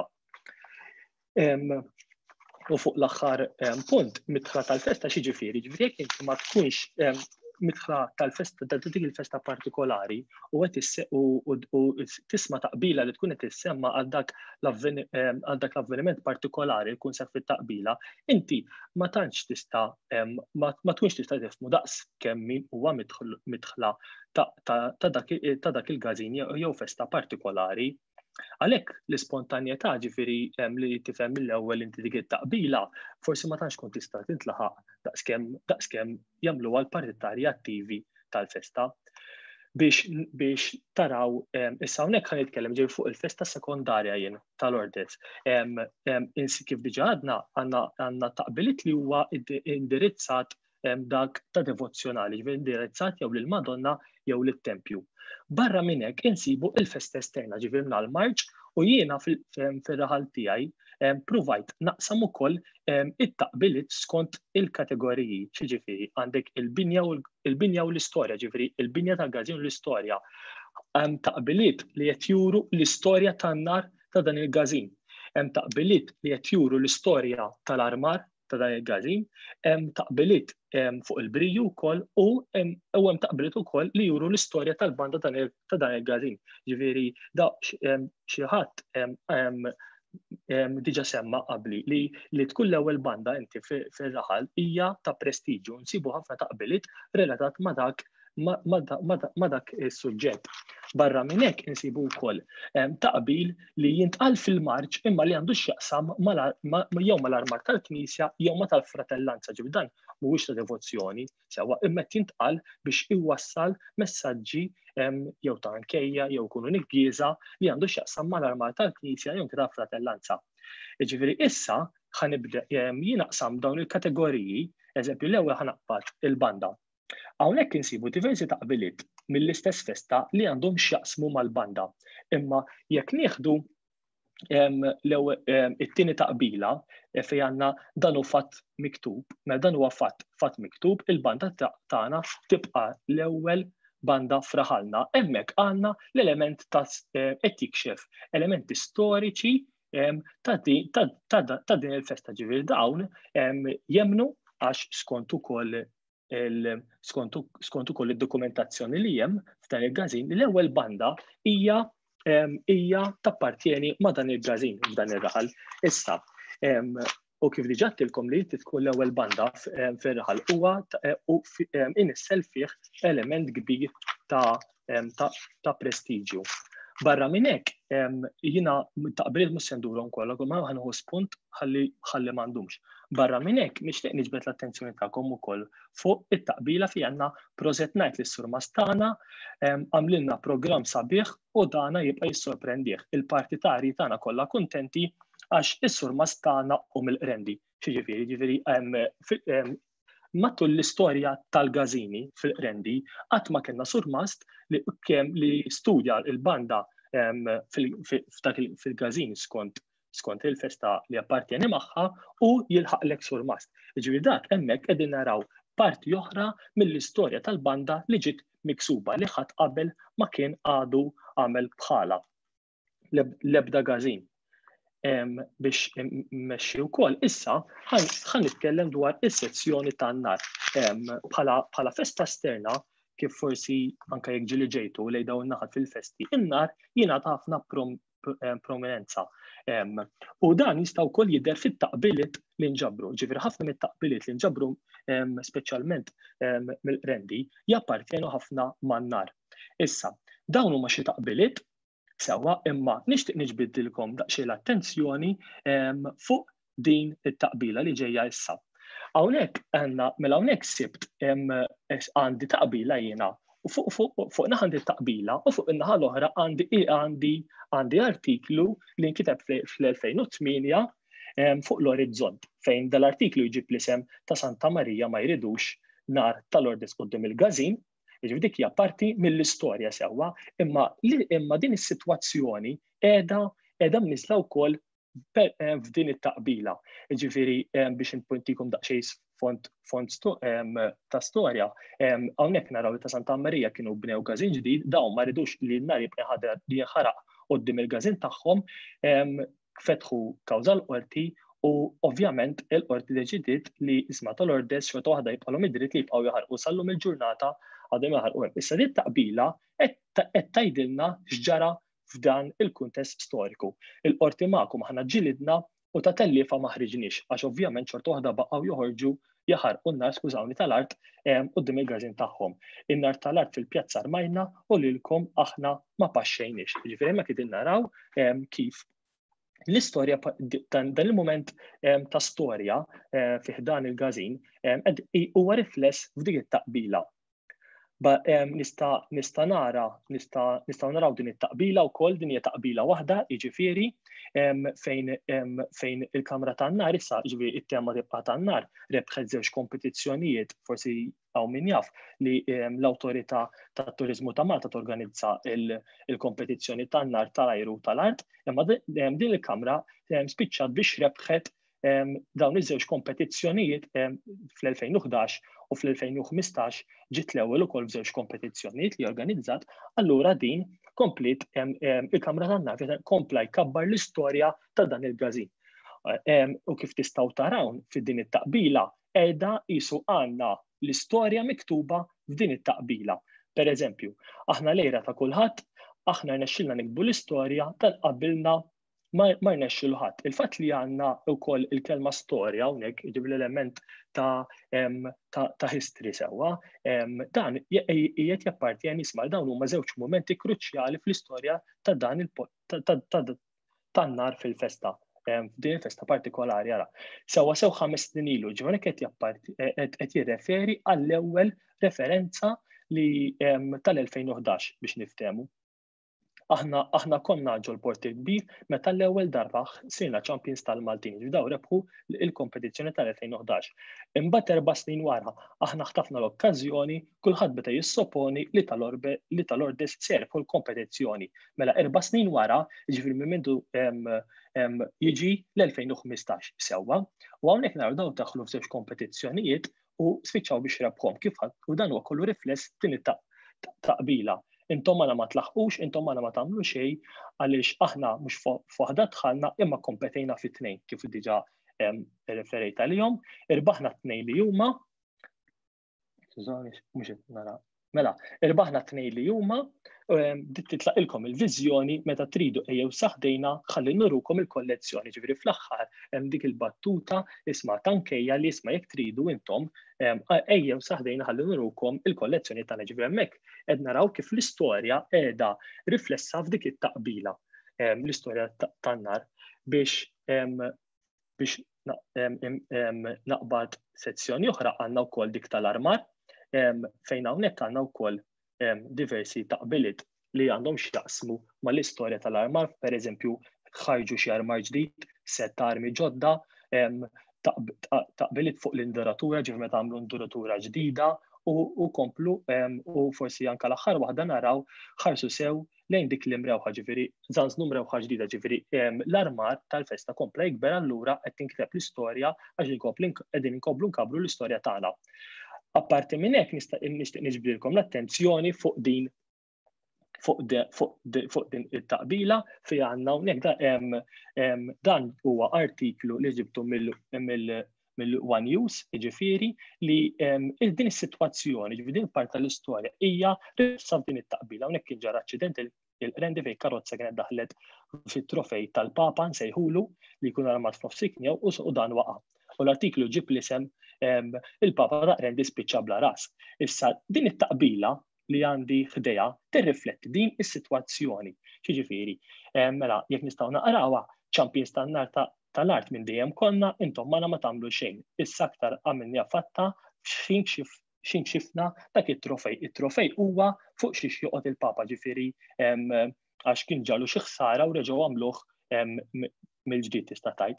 Bil-Papa s-sena l-oħra tgħix kemm jartuna minħabba kif tistgħu taraw fir-ritratt ma tantx spiċċa kundizzjoni tajba, tieħdu pjaċir bid-deni mhux bil-ġid, issa kollha għalaqtu ħalqkom mal-kxif tal-Papa ġdid. Jiġri hemmhekk qegħdin naraw l-isma' sezzjoni tal-armar minkejja id-difett minkejja l-isfortuna li ġralhom xorta waħda ma taqgħux qalbhom u komplew jikbu l-istorja għax ħolqu dan it-trofej u l-istatwa ġdida. forsi mela jekk nista' jekk issa ħanimxu għal sezzjoni oħra fejn issa ħanitkellem fuq il-Knisja u l-fratellanza. Nixtieq niġbdilkom l-attenzjoni, it-taqbil li ħanaraw issa dan huwa taqbil li ntqal fil-Marċ. Jiġifieri kif tistgħu taraw ħafna taqbil mill-Marċ jirrifletti l-istorja ta' dak il-gażin partikolari. Hawnhekk dawn huma kollha taqbiliet li ntqalu fil-Marċ li għandhom x'jaqsmu mal-istorja tal-gażin. Pereżempju hawnhekk għandna 140 sena fratellanza jekk tħarsu lejn tieni taqbila għandna 140 sena il-fratellanza għalqet. Jiġifieri hemmhekk għandna l-element ta' storja kemm ilha fratellanza, jiġifieri qed tikxef informazzjoni dwar l-oriġini tal-fratellanza. Hekk ukoll jekk forsi il-rendi kienu kwistjoni fuq id-Damask, jiġifieri dwar l-armar tal-Knisja, u l-ewwel taqbila wkoll qiegħda tikxef fuq din il-kwistjoni li kien hawn. Veru intom wiex konvini jaqgħod ta' nies imdejqin id-Damask li tarmaw intom fil-festa tagħkom ħadtuh bingan fuq l-rendin. Ġifieri li kieku jkun f'kull waħda fid-dettall tkun tista' tikteb ħafna ġifieri għax kull waħda tirrifletti kapitlu partikolari mill-istorja ta' din il-festa. Forsi li nixtieq niġbed l-attenzjoni tagħkom hawnhekk il-fratellanza tagħna kienet inaugurat il-bradella ġifieri dik li toqgħod fuqha il-Madonna li kienet ġdida u dan huwa artiklu li ġibtu mit-TVM fejn jiġib l-isem il-ħolma li saret realtà fil-Rendi, ovvjament għal xiex għax forsi jekk hawn rendi il-bradella tal-Lourdes kienet ilha mistennija u jisa fl-aħħar saret realtà. U it-taqbila qiegħda tirrifletti din is-sitwazzjoni partikolari. Jekk pereżempju nistgħu nieħdu naqrawha, araw naqra dik il-bradella, ħarsu lejha u ċassaw, issa jkollkom tibillaw ilsinkom minn ġol Knisja tridu żarmaw. Ġifieri hawnhekk qegħdin naraw li isma' din it-taqbila tirrifletti fuq din il-parti tal-istorja. Jekk nista' nurikom l-aħħar li għandna dwar il-fratellanza u l-Knisja, aħna kien fl-1996 rendi min ikun jaf l-istorja daw għalih huma xi ħaġa komuni ħafna. Kien hawn protesta kontra l-Knisja, ġifieri hemm xi nies li protestaw kontra l-Knisja ta' rendi u fosthom dawn huma żewġ artikli fuq gazzetti differenti li rnexxieli insib ukoll fejn għandek l-ewwel wieħed ibbujar waqt il-proċessjoni u t-tieni wieħed li huwa miktub minn Malta Independent li tal-istess sena qed jgħid for whom the bells toll. Issa jekk naqraw il-taqbila din qed tirreferi għal dan il-kuntest partikolari. L-istorja aħna nfakrukom għaliex din ma ninsewwix is-sagramenti bojkott jgħidu dan it-tnub ma jinħafix. Jiġifieri li kieku kien iktar ċans żgur nistgħu nidħlu iktar fid-dettall ta' din is-sitwazzjoni partikolari. Issa ovvjament tal-gażin l-aħħar sezzjoni li għandi li nixtieq nitkellem fuqha hija fejn taqbil mela hemm ta' Santa Marija biex inċitikom daqsxejn kuntest dawn bdew gażin ġdid u ovvjament il-partitari tal-Lourdes jisom bdew isirhom id-difetti sewwa, mela li kieku ma benix il-gażin li għal ta' Santa Marija dak huwa parti mill-ksib tal-istorja tagħhom sewwa li tibni gażin ġdid mhux ċajta. Imma tal-Lourdes pereżempju bdew qabluh pereżempju jekk naraw l-ewwel waħda mal-qorti għax ħafna kolonni jew jisu Titanic għax kien kollu ħġieġ. Hawnhekk ukoll nistgħu naraw daw meta qegħdin ikkumparaw dawn is-żewġ oġġetti biex inaqsu paspiex ta' il-valur li jisma' intom bnejtu gażin ġdid. Forsi li nista' kif qalu sħabi ta' qabli dan huwa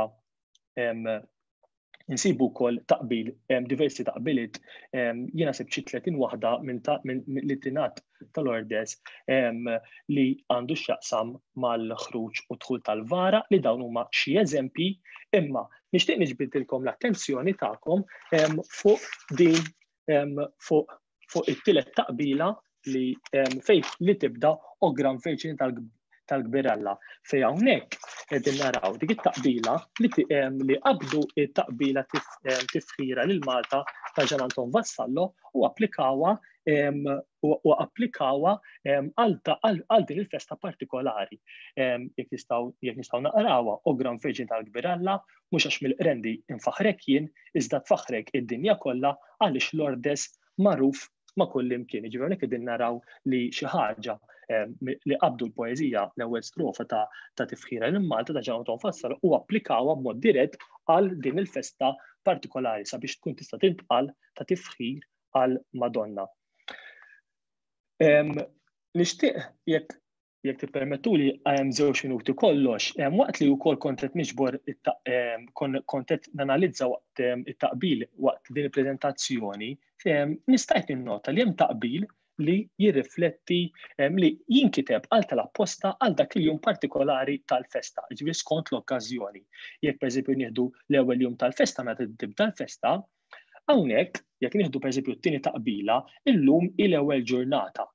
U ħraqna ħalqa li fiha xtara. Ġifieri sa mill-ewwel vers qegħdin naraw li min kitibha l-intenzjoni tiegħu kienet li hija biex kienet li tintqal fl-ewwel ġurnata. Ġifieri ma tistax tinqara jien naf eżempju meta jiġi l-ewwel tridu jew it-tieni tridu jew nhar il-festa għax dik hija diretta għal dak il-jum partikolari.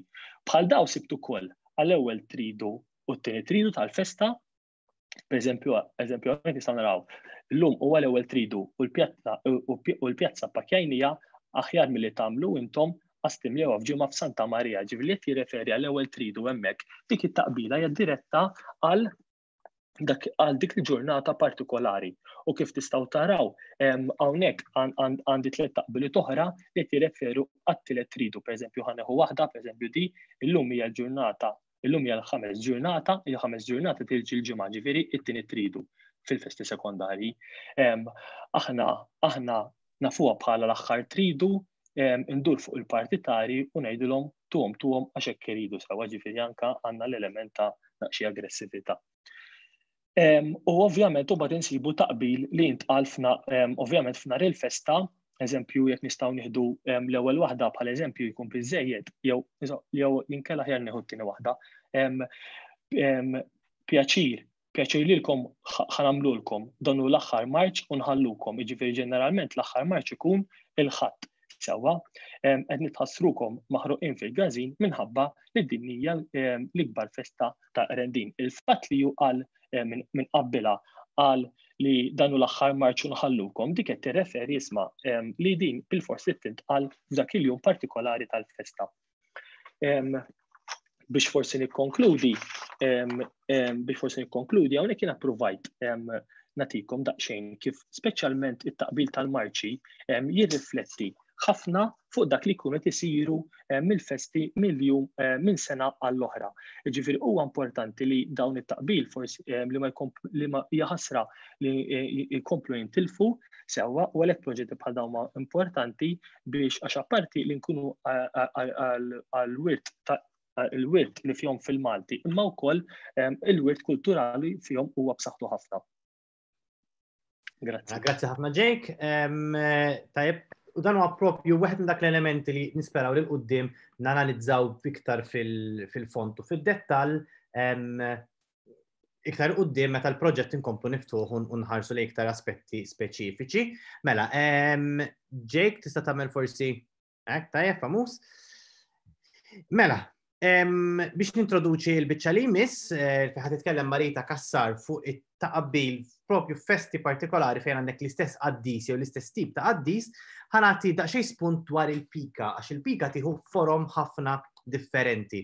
Per eżempju, waħda mill-iktar elementi ta' pika b'saħħithom huma l-pika ma' raħal ieħor. Interessanti dawn huma tliet taqbiliet li ġbart minn ħallija li għalkemm illum il-ġurnata it-tradizzjoni ta' tqabbil ma diġ daqshekk b'saħħitha, fl-antik jidher li kienet iktar ħarxa. Fuq l-ewwel waħda fuq ix-xelluk għandkom referenza għal Santa Elena l-Birkirkara, fin-nofsem San Publiu l-Furjana u San Gaetano tal-Ħamru, u fl-aħħar waħda r-rivalità li l-iktar għadha b'saħħitha hija kontra ta' Ħalbalzan. L-Unzjata hemmhekk qed tirriferi għall-Unzjata ta' Ħalbalzan. Interessanti wkoll ir-referenza ta' San Publiu raġel ħodbi u San Gaetano raġel xieħ huma kollha tajri kważi standard li jintużaw minn festi wkoll differenti u miskin San Publio dejjem jaqlaħħa tal-ħodbi. Ir-raġuni hija minn għandu min jaf il-vara ta' San Publio kif inhi u qiegħed daqsxejn milwi l-isfel mdawwar allura ovvjament jaqalqalaw ilu bħala il-ħodbi. Pika wkoll ma raħal ieħor anke pereżempju f'parroċċi fejn huma pjuttost ġodda. Din hija taqbila minn tal-Madonna ta' Fatima tal-Pjetà fejn daw jaqbdu ma tal-ħamrum, kunċizzjoni l-ħamrum fejn daw jgħidulhom li l-statwa tal-Madonna ta' fuq il-Knisja qisha babaw. Għandkom l-ritratt tal-istatwa hemmhekk. Huwa element partikolari ta' pika.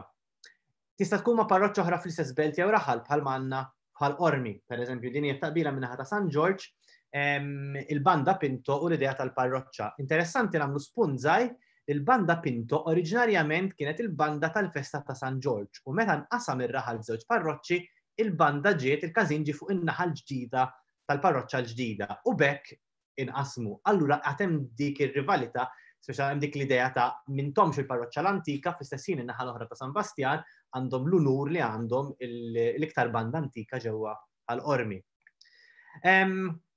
Pika festa oħra fl-istess raħal, hawnhekk għandna din dawn ma ġiex taqbiliet partikolari. F'sena minnhom kien hemm sena ta' ċentinarju u mhux ċentinarju, skużawni, kien hemm sena fejn kien hemm speċ ta' konċilju dwar San Giuseppe u bħala parti miċ-ċelebrazzjonijiet San Giuseppe tar-Rabat li joħroġ mill-Knisja tal-Franġiskani Minuri ta' Ġesu daħal fil-kolleġġjata ta' San Pawl ir-Rabat. U daw ta' San Giuseppe ma kienu pronti li qisu ara tħallnilkom fil-Knisja tagħkom ħadna ċ-ċavetta u l-muftiħ u tħaddaħalnih fil-parroċċa. Ta' San Pawl kienu pronti wiġbuhom li waqgħuha maċċajt kważi għal fatt li dawn qabel daħlu ovvjament marru jkejlu l-bieb ħalli jkunu ċerti li ta' San Giuseppe jidħol fil-Knisja kif suppost u dawn speċi ta' tisqu bihom biex ta' x'jaħsibtu li l-Knisja tagħna għandha l-bib żgħir u ma jgħaddix mill-bib tagħna mela l-Knisja tagħna qisha għarix bħal tagħkom. U dan hija element ieħor ta' pika. Titolari vers kontra sekondari, għalkemm ġej tkellem fit-tul dwar il-festa tal-Madonna tal-Urt ġewwa l-Rendi, u interessanti li l-ekwazzjoni ta' titolari kontra sekondari mhijiex dejjem daqshekk faċli. Per eżempju, il-ħbiberiji bejn il-parroċċi tal-Rendi u il-festi tal-Rendi u tal-Imqabba mhumiex titolari ma' titolari u sekondarju ma' sekondarju imma bil-kontra. Is-sekondarja tal-Rendi tal-Urt huma ħbieb ma' Santa Marija tal-Imqabba u tal-Ġilju s-sekondari ġewwa l-Imqabba huma ħbieb ma' titolari Santa Marija ġewwa l-Rendi. Ir-raġuni hija waħda sempliċi ħafna għaliex hemmhekk hemm rivalità kbira tan-nar u peress li huma l-ġiex parroċċi ta' Santa Marija li ċċelebraw il-festa propju fl-istess ġurnata, mela allura bil-fors iridu ma jridux spiċċaw il-ġiex parroċċi, ġiex titolari huma rivali ta' xulxin, speċjalment fejn jidħol in-nar. Allura inħolqu ħbiberiji b'mod differenti. Hemm ukoll bejn il-banet, semmejn il-San Filip, bħalissa għadha d-dejja l-kwistjoni ta' min kien l-ewwel banda ġewwa Żebbuċ.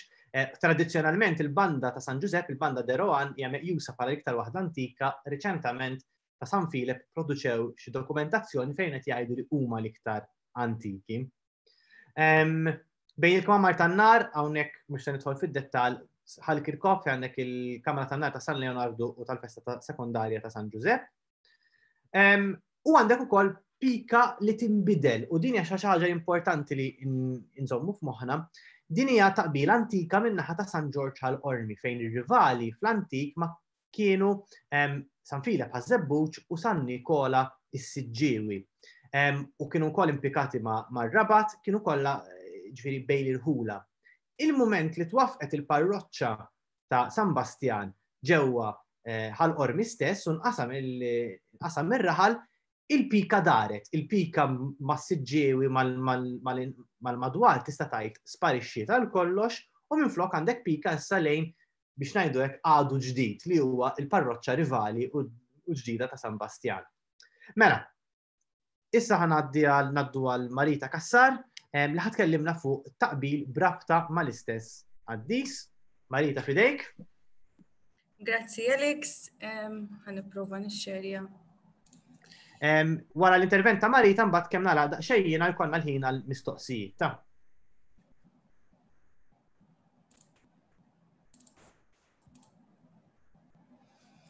Tajjeb, mela, grazzi lilkom li joġobkom tinaqdu magħna għal din it-taħdita introduttorja dwar it-taqbil tal-festi, dwar id-diversi taqbiliet li dawn l-aħħar xhur irnexxielna niġbru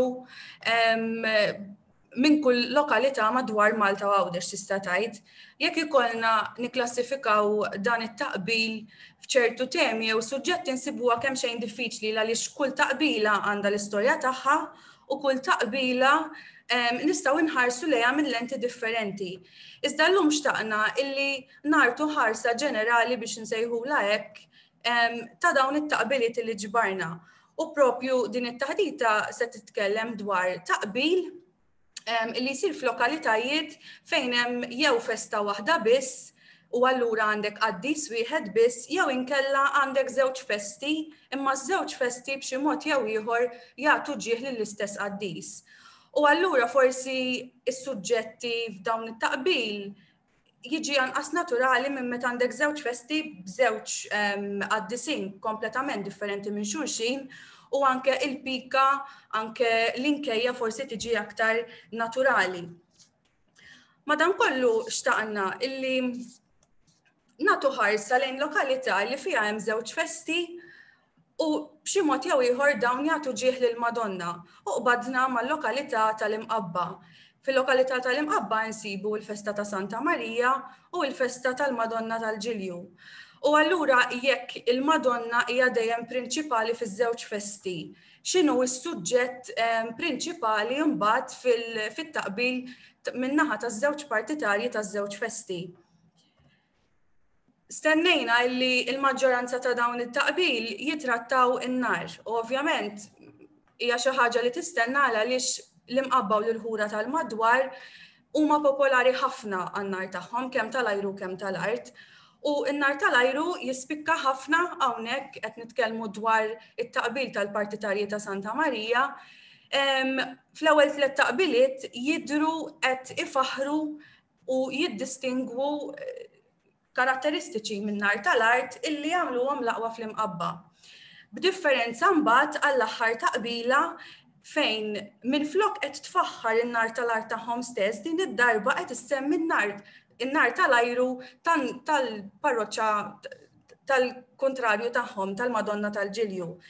Hija taqbila illi inkitbet propjament meta tal-Ġilju żanżnu l-fara ta' Sant'Anna qed jgħidu hawnhekk il-partitarji ta' Santa Marija u tant ma toġbitx li huma kellhom iwarbuha huma stess. Hija taqbila li titkanta mal-Yellow Submarine tal-Beatles ukoll, u mbagħad ir-ritornell tagħha imur biex jattakka biex insejħulu hekk lin-nar tal-ajru għalhekk qed jgħidu bla l-enxrieki u beraq ma jidhrux. Xi ħaġa interessanti oħra f'dawn it-taqbiliet kienet illi ma jużawx il-kelma kanen meta qed isemmu qed iqablu dwar in-nar tal-ajru ma minflok jużaw il-kelma kanni. Jekk qed jitkellmu dwar in-nar tal-ajru ma jistgħux ma jfaħrux in-nar tal-art tagħhom stess bl-istess mod illi jfaħru in-nar tal-ajru. Kienet xi ħaġa li laqtitni ħafna it-tielet taqbila. It-tielet taqbila tagħmel referenza għal konverzazzjoni immaġinarja biex insejħilha hekk bejn partitarju ta' Santa Marija u partitarju tal-Madonna tal-Ġilju. Naraw li l-partitarju tal-Madonna tal-Ġilju qed jammetti ma ta' kontrih stess illi waqa' daqshekk ħażin dan bil-wirja tan-nar tal-art illi taw ta' kontrih.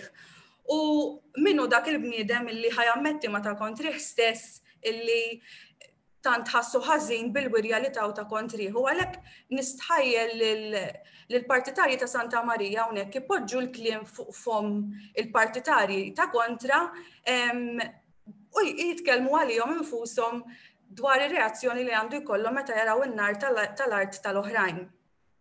Hija taqbila li għandha aspetti ieħor interessanti għaliex inkitbet mill-lejl għan-nar. Qed titkellem dwar xi ħaġa li ġrat lejliet u hemmhekk tidher l-ispontanjetà f'dawn it-taqbiliet. Jitkellmu wkoll dwar l-armar. L-armar jissemma b'żewġ karatteristiċi differenti. Primarjament issemma triq ta' Karmenu Ċantar li hija triq illi hija prinċipali tittgħaddi minnha biex tasal għall-pjazza tal-imqabba fejn għandek iż-żewġ gażini u l-Knisja u propju għax hija triq daqshekk prinċipali l-armar jingħata importanza ħafna f'din it-triq. U tissemma apposta biex tattakka lil ta' kontra għaliex qed jgħidu li għandhom armar aħjar minn tal-oħrajn. U jissemma wkoll iċ-ċentruqa jagħmlu l-arja bih biex insejħula hekk għaliex huwa l-induratur. Jissemmaw ukoll iż-żgħażagħ. Iż-żgħażagħ huma ħolqa importanti ħafna qalb il-partitarji ta' Santa Marija. Iż-żgħażagħ jiddeskrivu lilhom infushom bħala l-aqwa żgħażagħ imqabbin illi joħorġu b'dawn il-proġetti kolossali minn sena għal sena matul il-ġimgħa kollha tal-festa. U xi ħaġa interessanti ħafna wkoll illi huma jsejħu lilhom infushom bħala żgħażagħ titolari, propju jużawha biex jiddastakkaw irwieħhom miż-żgħażagħ tal-festa sekondarja għaliex Santa Marija hija l-festa titolari u s-sekondarja hija l-Madonna tal-Ġilju. Din toħodna għal diversi taqbiliet illi jitkellmu b'mod dirett ħafna dwar il-qasma illi hemm bejn it-titolari u l-festa sekondarja. Dawn it-taqbiliet ħafna minnhom jiddeskrivu b'mod ċar dak li jiddistingwi bejn festa titolari u le. Ġifieri jisemmu il-kopla u l-kampnar li jixellu fil-festa titolari li mhix festa ta' 8 ijiem. U wkoll interessanti ħafna illi mhux dejjem jirreferu għalihom infushom bħala titolari imma jużaw perifrażi oħra bħal pereżempju huma jgħidu li huma mal-parroċċa jew inkella hi l-kbira ġifieri meta qed jirreferu għal Santa Marija bħala titular. Il-patruna tal-imqabbin. Infatti jagħmlu referenza wkoll għal fatt li jekk tammit ġewwa l-Knisja tal-Imqabba inti tammit taħt il-kappa ta' Santa Marija. Din it-taqbila rajta interessanti ħafna il għaliex ftit tilħaq il-qofol tagħha fl-aħħar billi semmi dak kollu li semmejt sissa, ġifieri kull karatteristika illi jużaw il-partitarji ta' Santa Marija biex iqablu lilhom infushom u juru li huma aħjar fuq il-partitarji tal-Madonna tal-Ġilju, tissemma hawnhekk permezz ta' żewġ versi li dejjem jgħalqu l-argument. Għandek in-nar l-armar il-gażin u iż-żgħażagħ u mbagħad ftit tispiċċa biex tisboq l-argument kollu u tgħid li tagħna ħatibqa' t-titular. Tissemma wkoll il-kunċizzjoni. Forsi min qed jisma' jgħid għalfejn tissemma l-kunċizzjoni. Il-kunċizzjoni tissemma għaliex kif qiegħda deskritta tajjeb fl-ewwel taqbila għaliex qalb il-partitarji ta' Santa Marija hemm l-għajdut illi il-vara tal-Madonna tal-Ġilju qed tinqeda b'vara tal-kunċizzjoni. Bażikament qed jgħidu li jpoġġu l-Ġilju f'idejn l-Anġlu tal-istess vara biex imbagħad toħroġ għall-festa tal-Madonna tal-Ġilju u għalhekk huma jgħidulhom b'mod dirett ħafna illi qed jinqdew bil-vara tal-kunċizzjoni. Hija interessanti wkoll għaliex apparti li lil-partitarji tal-Madonna tal-Ġilju isejħulhom bħala tal-Ġilju jew bħala sekondarji jew inkella wkoll bħala ta' ġaħan, jirreferu ħafna lihom bħala ta' ġaħan fit-taqbiliet, isejħulhom ukoll bħala tal-kunċizzjoni u hawnhekk narawhom jgħidulhom l-għaqda tan-nar tagħkom l-għaqda tan-nar tal-kunċizzjoni. Tissemma wkoll l-istorja fit-taqbil. Din it-taqbila hija interessanti ħafna għaliex tispjega bis-snin x'ġara.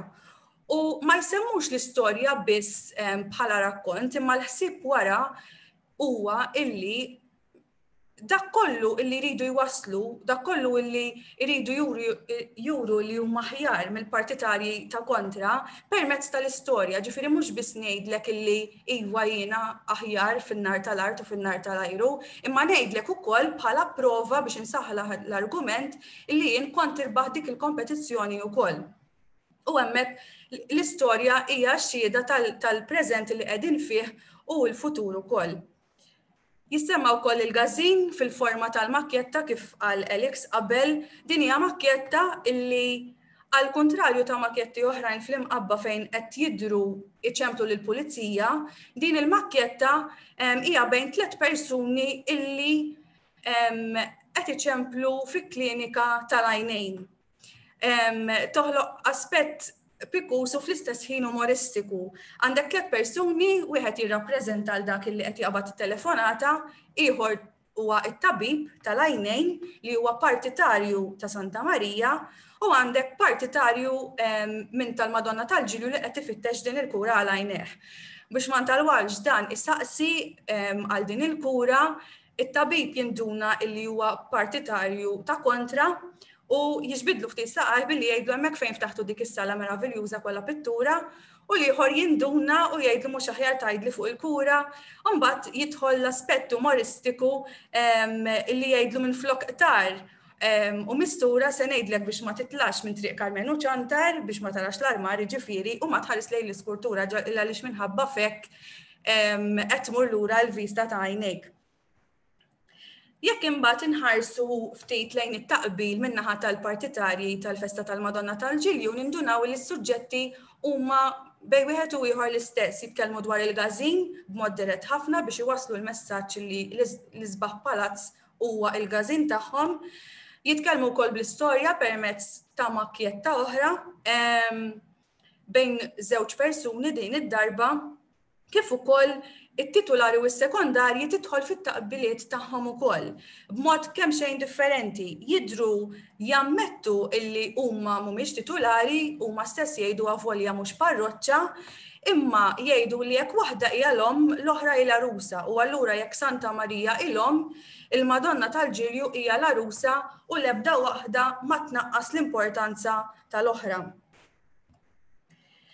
It-taqbil tal-istess qaddis joħodna wkoll f'lokalitajiet illi għandhom festa waħda biss, kif semma l-ftit qabel ukoll naraw diversi lokalitajiet illi minkejja li nistennew illi anke jekk għandek żewġ gażini tistenna dik il-pika bejn iż-żewġ gażini, fil-lokalità tan-Naxxar fejn hemm il-Festa tal-Vittorja nistennew ukoll illi l-pika toħroġ barra r-raħal u din id-darba tmur mal-Mosta, anke il-Mosta man-Naxxar.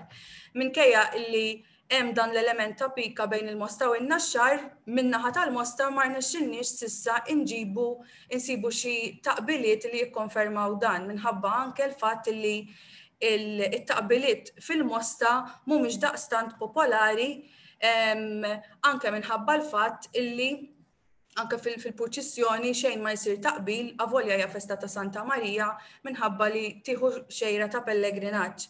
Din it-taqbila li qed naraw hawnhekk tidher direttament għall-inkejja tal-Mostin hekk jalaq l-aħħar vers hija taqbila li tmur lura l-40 sena u ġieli apparti mal-Mosta kienet ukoll tagħmel referenza għar-raħar tal-Gargur fl-aħħar tal-vers tagħha. Ħalbalzan għandna l-festa tal-Unzjata biss, hemmhekk naraw taqbiliet illi ukoll jirreferu għall-irħula barra Ħalbalzan din id-darba maħallija. Huma taqbiliet antiki ħafna, minkejja li antiki l-ewwel taqbila hija mingħajr rima u forma moderna u l-taqbiliet l-oħrajn kienu jitkantaw waqt li qed jingħadu fil-festa. Jekk Ħalbalzan jimpika ftit ma' Ħallija, Ħallija jimpika wkoll ftit ma' Ħalbalzan. Qed narawha direttament fl-ewwel taqbila, u mbagħad apparti hekk Ħallija jidher qabel ukoll billi jsemmi l-Birkirkara, l-Furjana u l-Ħamrun. L-ewwel taqbila hija taqbila li tmur għas-snin 70, hija taqbila antika ħafna, u t-tieni taqbila minkejja li antika għata għandha l-varjanti anke illum il-ġurnata u għalhekk apparti l-Furjana u l-Ħamrun naraw li jsemmu lil San Filip bħala l-Iswed u lil San Nikola bħala x-Xieħ. Sabiex ma ntawalx li kieku kellna ftit aktar ħin, konna wkoll nitkellmu fuq l-istess suġġett minn angolu ftit differenti għaliex minkejja li tista' ssib lokalità b'żewġ festi differenti, ma dan kollu jista' jkollok l-istess kunċett. Jekk għandek żewġ festi ta' martri, għandek il-kunċett ta' martri għaż-żewġ festi. U allura kif qed jagħmlu bit-taqbiliet tagħhom biex jitrattaw l-istess kunċett. Biex nagħlaq dawn il-kelmtejn, provajt inwassal il-messaġġ li minkejja li jkollok festa waħda jew żewġ festi marbutin mal-istess qaddis, xorta waħda għandek distak anke marħula oħra li dejjem jidher. anke jekk mhuwiex żgħir, sempliċiment bi kliem bħal aħna u intom jew tagħna tagħkom aħna ta' ġewwa intom ta' barra dawn il-kliem fit-taqbil ikunu nistgħu naraw illi it-taqbila ma tiqafx biex fil-festa, imma hija magħmula mill-kliem li nużaw aħna stess fil-ħajja ta' kuljum tagħna. U allura fil-vera sens tal-kelma it-taqbil li jsir fil-festi jiddeskrivi fl-aħħar mill-aħħar aħna minn aħna. Dak kollox għalija.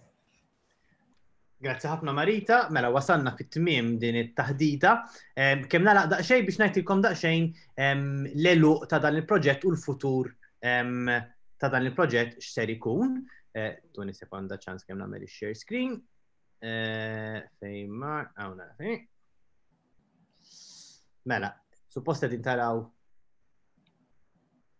Mela, l-ewwel l-iżvilupp u l-kontemporanjetà tat-taqbil ma waħda mill punti prinċipali ta' dan il-proġett huwa li din mhijiex xi ħaġa riċerka storika fejn qed nippruvaw sempliċement insalvaw xi ħaġa li ġrat u daqshekk, imma hija xi ħaġa li kontinwament tiżviluppa.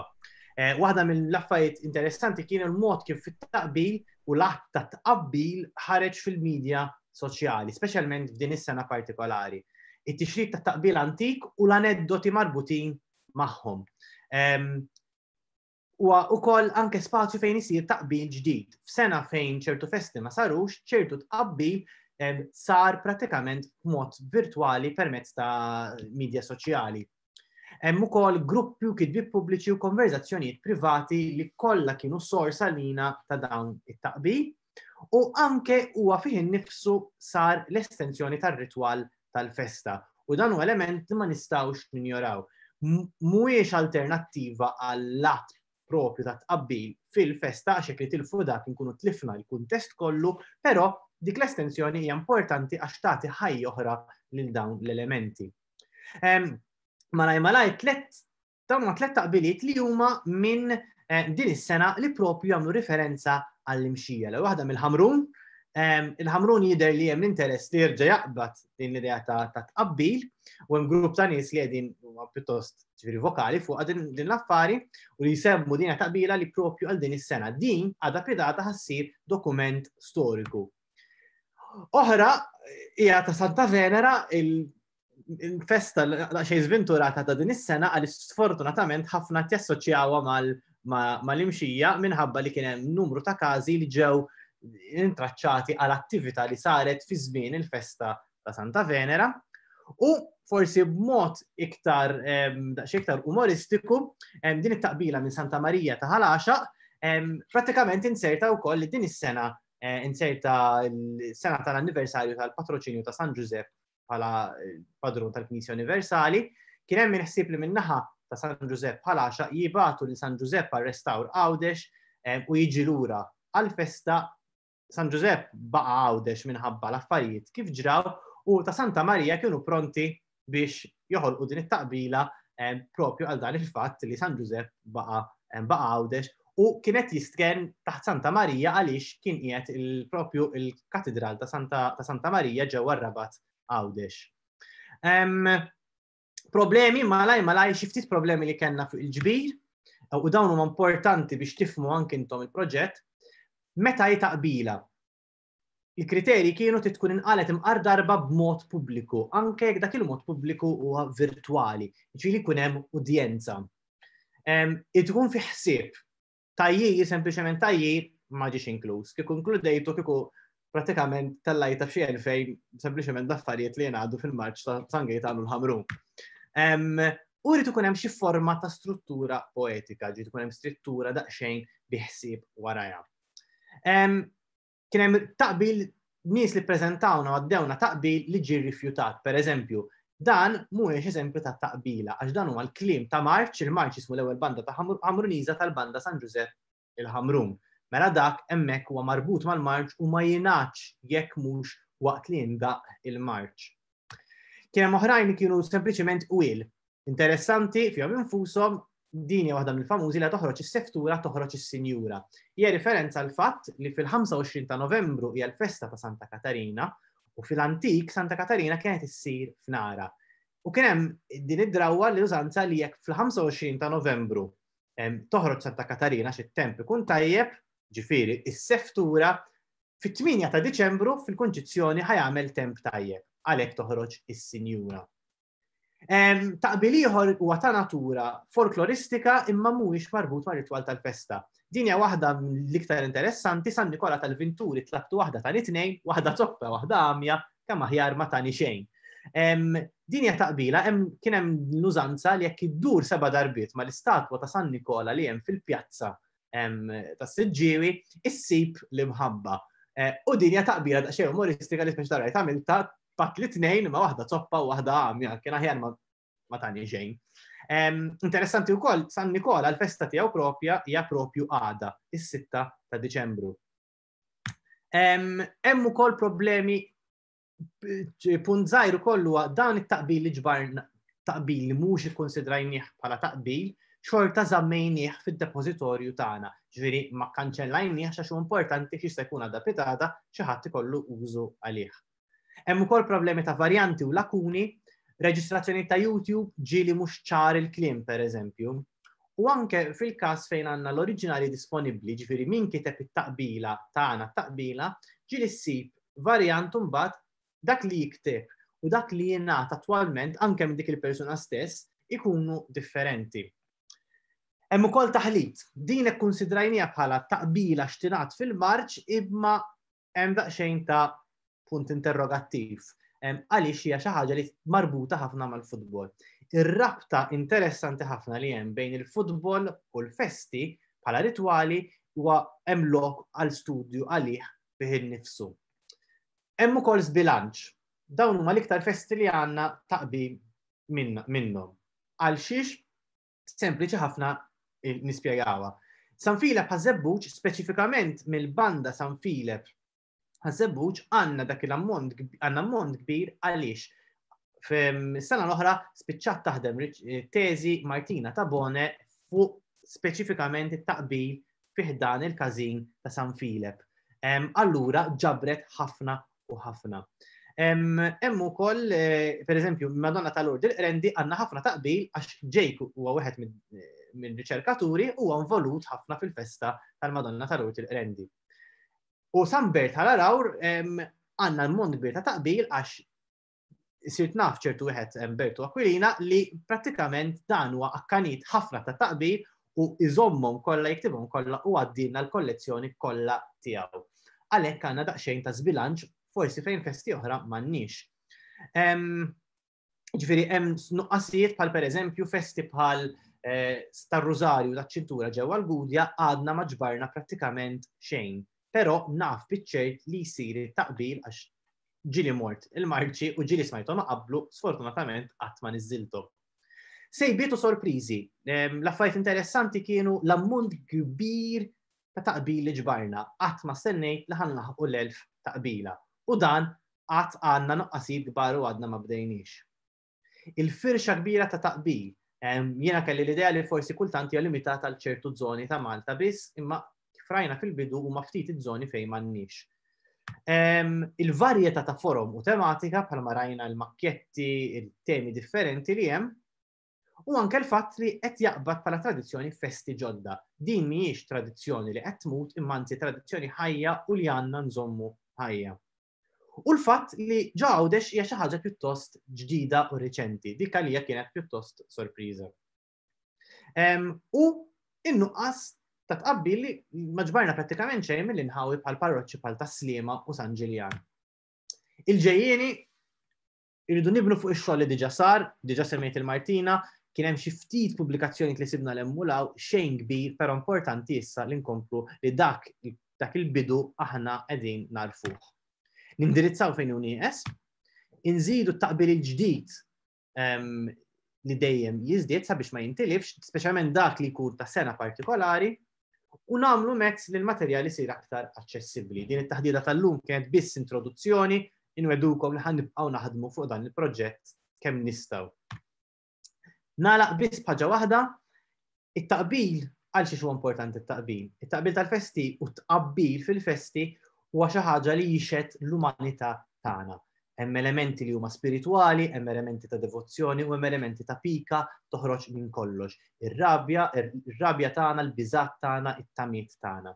U nixtieq nagħlaq konverzazzjoni li kelli ma' ċertu Simon Bezzina minn Ħara Rawr fejn dan wakkanit tal-festa wakkanit tat-tqabbil u pratikament dan għalli jiena nħoss dik l-emozzjoni li l-ħruġ tal-purċissjoni waħda mill-mumenti sbieħ. Sfortunatament ħafna miż-żgħażagħ peress ikun hemm il-marċ ta' filgħodu dakinhar stess ikunu f'sistat xejn tajjeb u ħafna minnhom ma jarawx ħireġ il-qaddis. U pratikament ħoloq din taqbila biex iħeġġeġ lin-nies jaraw il-Sambert ħireġ. U għalija hija waħda mill-ġojjelli li ġbarna fost ġojjelli oħrajn li hemm fil-kollezzjoni, imma din it-taqbila hija pjuttost turi ċertu element poetiku li għalija huwa sabiħ ħafna u li jagħtina l-ħeġġa u raġuni għal xiex nagħmlu dal-proġett. L-aħħar raġġi tax-xemx ħanina jaqgħu fuq ta' blaħsieb hekk kif il-folla tinfexxi ċabċab malli joħroġ minn dak il-bieb. Mela, sinjuri, jiena grazzi ħafna, ħantukom il-ċans issa ħalli min irid forsi isaqsi xi mistoqsijiet bil-qalb kollha supposta funzjoni sabiex tollu jdejkom jekk le tistgħu anke tiktbu fiċ-chat, għandkom funzjoni taċ-chat, u jew inkella permezz tal-mikrofon nitolbukom titħlux fuq xulxin. Inwiġbukom bil-paċenzja kollha ma nqaġġla m'għandniex noħorġu niċċelebraw u nixorbu ma nistgħux laqqas f'dak ċirkustanzi, jiġifieri fil-kwit kollu tagħkom fidejkom. Proset kbira, ma importax qabel mistoqsijiet, proset kbira, nasib kulħadd jaqbel ma nistgħux nċabxpulkom hawnhekk hux. Proset kbira lill-erba' kelliema. Kellna udjenza kważi ta' 5 ruħ u nixilkom iżommuna hawnhekk għal satejn sħaħ. Naf li kien hemm xi mistoqsijiet, kien hemm minsaqsa kif nista' ngħaddi xi taqbil li naf. U Janika fiċ-ċett niżlet ħolqa dak li jkun jista' jidħol fiha u jniżel taqbit li jaf. Jew inkella jikkuntattja bla dubju li hemm xi mistoqsijiet hux. Nħalli fidejkom biex tieħdu l-mistoqsijiet. Emmu, għandu ngħid qed Albert. Għad kwiet nisma'. U ħsib li jinġabru f'xi tip ta' ktieb jew ikunu aċċessibbli it-taqbil kollu ta' Malta u għawdex għal-pubbliku ġenerali? Il-ħsieb miegħat ovvjament il-mod ta' kif ħajsir għadu daqsxejn problematiku għax ngħidlek l-ammont tantu enormi li mhux lek hemm taqbad tajt ħadd tippubblika u ħadd tagħmlu aċċessibbli. Bħalissa il-materjal huwa aċċessibbli għal kull min irid jirriċerka, għal skop ta' riċerka m'hemmx l-ebda problema ta' xejn, però il-ħsieb li jkun aċċessibbli huwa hemmhekk, irridu nsibu mod li jkun mhux biss aċċessibbli imma li aħna dejjem inżidu fuqu ħalli nkomplu nibnu il-kollezzjoni. Xi ħadd ieħor?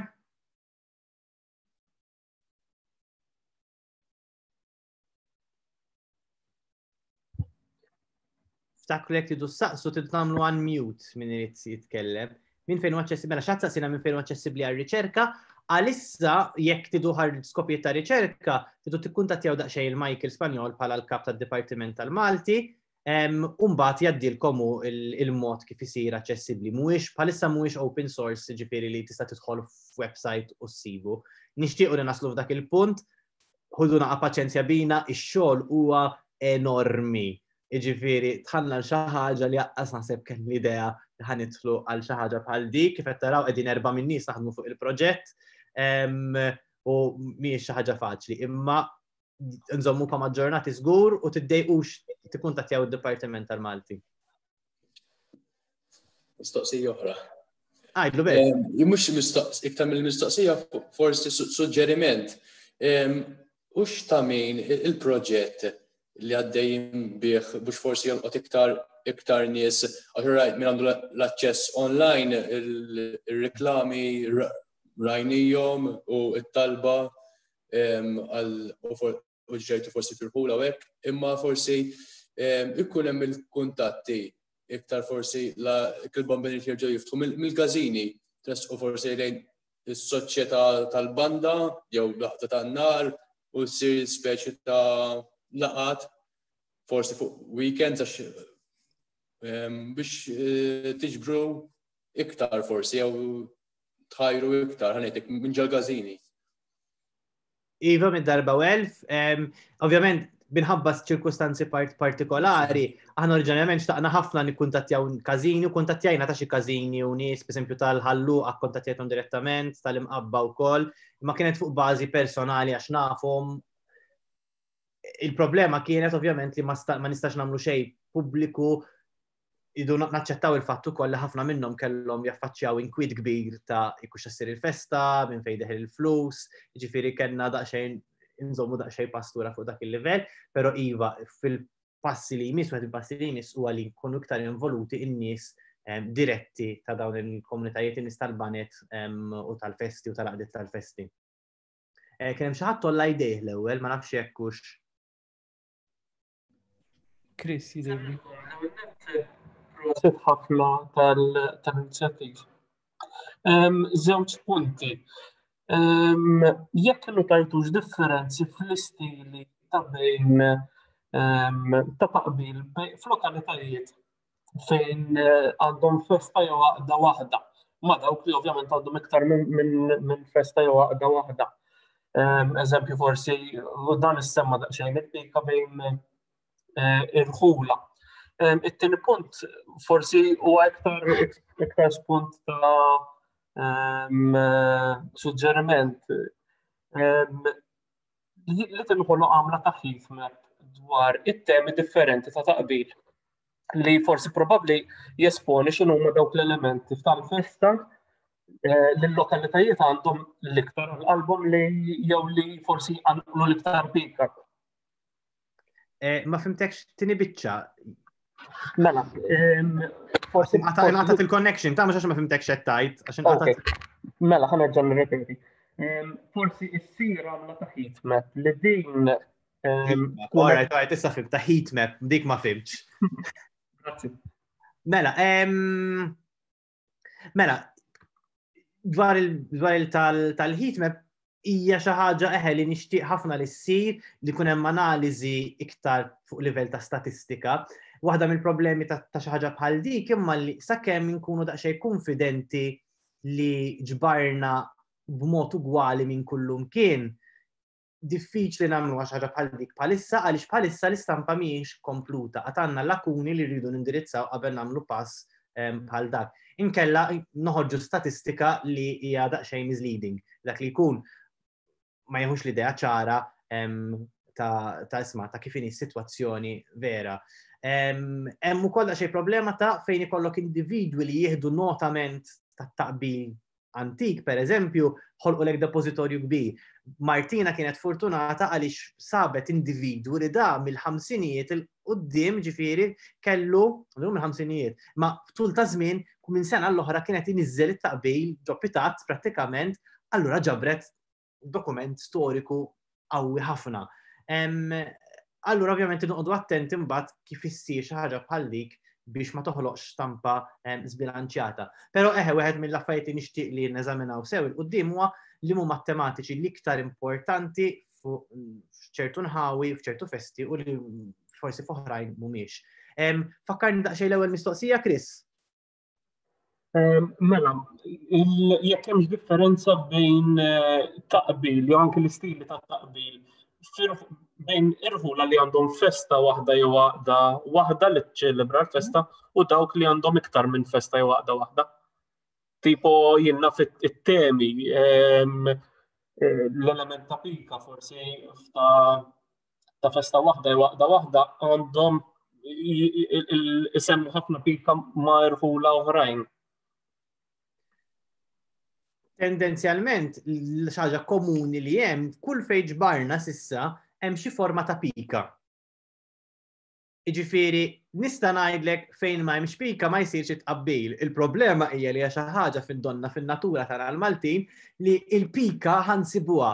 L-iktar każ li affaxxinani jiena huwa r-rivalità li hemm bejn tal-Pjetà u l-Ħamrun Kunċizzjoni. Żewġ parroċċi ġodda fjamanti m'hemmx tradizzjoni antika laqqas tajt kienu il-post antik inqataw parroċċa lihom, pereżempju naf San Bastjan ħal-Qormi, il-parti kbira minnu kien parti mill-parroċċa l-antika u nqata' għalih. Hemmhekk għandek sitwazzjoni fejn tal-Pietà prattikament huwa post ġid fjamant u naħa tal-Kunċizzjoni l-Ħamrun maġġor parti huwa post ġid fjamant. U hemmhekk qed tinħoloq dik ir-rivalità. Rivalità oħra li taffaxxinani ħafna pereżempju għalkemm fuq livell ta' tqabbil ma rċevejna kważi xejn. Hemm rivalità bejn ix-Xewkija u Għajnsielem Għawdex pereżempju. L-ewwel darba tlajt il-festa ta' Għajnsielem għajt imbella tipo għax għalija xi ħaġa kienet ma kontx nirraġuna, qatt ma ġiet nifras li jistgħu jkunu rivali. Jiġifieri kważi naħseb ndawar lek daqsxejn bil-kontra l-mistoqsija, għalfejn f'ċertu postijiet fejn hemm il-pika m'hemmx tradizzjoni ta' tqabbil daqshekk b'saħħitha. Pereżempju f'Għajnsielem u x-Xewkija ġbarna vera ftit, pereżempju. Imma again, Għawdex tradizzjoni ta' tqabbil pereżempju xi ħaġa pjuttost reċenti. Hemm ħafna xi jsir fuq dal-proġett, nittama wkoll li jidħlu fih mhux nies li huma mill-kamp lingwistiku, jiena l-kamp tiegħi huwa mużika u arti fil-verità, imma nies li jidħlu mill-lat antropoloġiku, soċjoloġiku, għaliex hemm ħafna affarijiet materjal li wieħed jista' jiġbor minn dan il-materjal kollu li ġbarna. Ma nafx jekk weġibtekx, Chris, jekk hemm xi ħaġa oħra tistaqsi? Iva, perfett, grazzi anzi. Mela, għandna forsi hemm xi ħadd ieħor li alla idejh jew.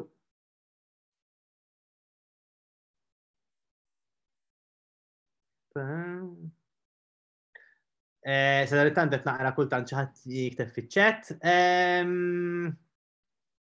Ma nafx jiena jekk ma nafx jekk hemm xi ħadd ieħor tsaqsi xi ħaġa li forsi nixtieq ngħid hawnhekk. Nirringrazzja ħafna dawk l-individwi li tawna l-affarijiet, għadhom ituna l-affarijiet. Ġifieri Bertu huwa wieħed minnhom, wieħed mill-perċimes ta' Ħalarawl u mnalla kienu għax ġbarna kollezzjoni sabiħa immens. L-appell tagħna huwa li ibqgħu ibatunna għax dan huwa proġett li rridu nżommu ħaj u rridu nkomplu niġbru. Tinkwetawx jekk taħsbu forsi hija forsi diġà għandhom għaliex ħafna drabi il-varjanti jkunu interessanti ħafna wkoll, aħna qed nieħdu nota ta' kollox, jekk hemm varjant qegħdin naħdu nota tiegħu isma' hemm varjant ta' din it-taqbila. Mill-bqija ma nafx jekk forsi jekk m'hemm xi ħadd ieħor forsi staw ngħidulkom il-lejl it-tajjeb. Michael, ħalli fidejk. Jinkul ma xtaqt insemmi ħaġa żgħira nħalli fidejkom għax intom qed tagħmlu x-xogħol. Jiena ġifieri l-interess tiegħi apparti dak kollu li semmejtu kien affaxxinanti li semmejtu kif qed jgħidulkom fiċ-ċett.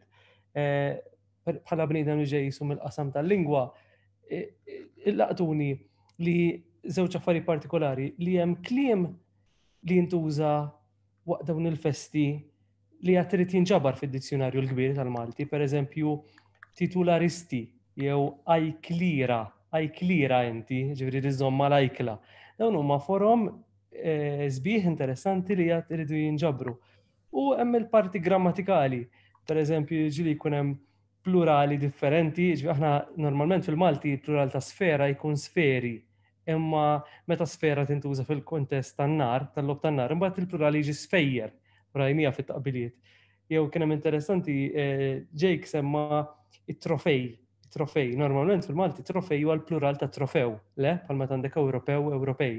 Imma fit-taqbiliet jintuża bis-singular dak it-trofej tal-Papa, le hekk jintuża. Daw kollhom interessanti u min jaf kemm hemm iktar daw xi ftit punti li bdejt insemmi. Hemm miniera kif kont qed tgħidu intom, hemm miniera ta' informazzjoni għal min interessat fil-lingwa, anka fil-kantalina tagħha le fil-mużikalità. Affaxxinanti il-taħwit li hemm fl-aċċenti, jalqotni ħafna li jisom jiġu jaqgħu qumu mill-aċċenti u minn numru ta' sillabi hija parti minnha, le parti mill-tradizzjoni naħseb. Proset ħafna. Speċjalment fejn hemm tqabbil li huwa ta' pika u tal-mument dak ikun ħafna drabi ta' dik is-sena, hemmhekk il-metrika bye. Imma interessanti wkoll u punt interessanti wkoll għax dawk li għandhom metrika b'saħħitha huma dawk li jibqgħu jiftakruhom in-nies u jingħaddu minn sena l-oħra għaliex il-metrika hija importanti propju għalhekk. Il-metrika u r-rima jgħinu biex dak li jkun jiftakar. Hemmhekk dinja oħra ta' xwieħed jesplora. Mela, ma nafx hekk forsi xi ħadd irid iżid xi ħaġa, jew jitkellem jew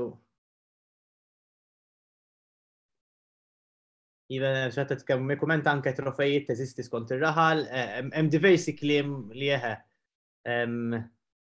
Ġieli tintuża wkoll il-kelma pilandra. Min juża ċertu rħula tintuża l-kelma pilandra bħal għal fejn f'postijiet oħra tirreferu għalih bħala trofew. Jiġifieri dak lingwaġġ interessanti wkoll. Mela, jiena naħseb għandna raw ġast xi ħadd tal-idea, le? Mela, grazzi ħafna lil kulħadd, nixtieqilkom il-lejl tajjeb. Komplu segwuna, sissa m'għandniex paġna tal-proġett fuq Facebook, hemm il-paġna ta' Tradizzjoni Orali, jekk issegwu lilna personali jiena Mejda tal-Qubbajt, jiġifieri dik interessakom il-festi xaġa ħassibu żgur. U nittamaw li s-sena d-dieħla nerġgħu lura l-festi kif suppost u nerġgħu lura t-taqbil u tqabbil kif suppost u li ssibu ibatulna. Mela, grazzi ħafna, grazzi lid-Dipartiment tal-Malti, grazzi lir-riċerkaturi l-oħrajn u l-lejl tajjeb.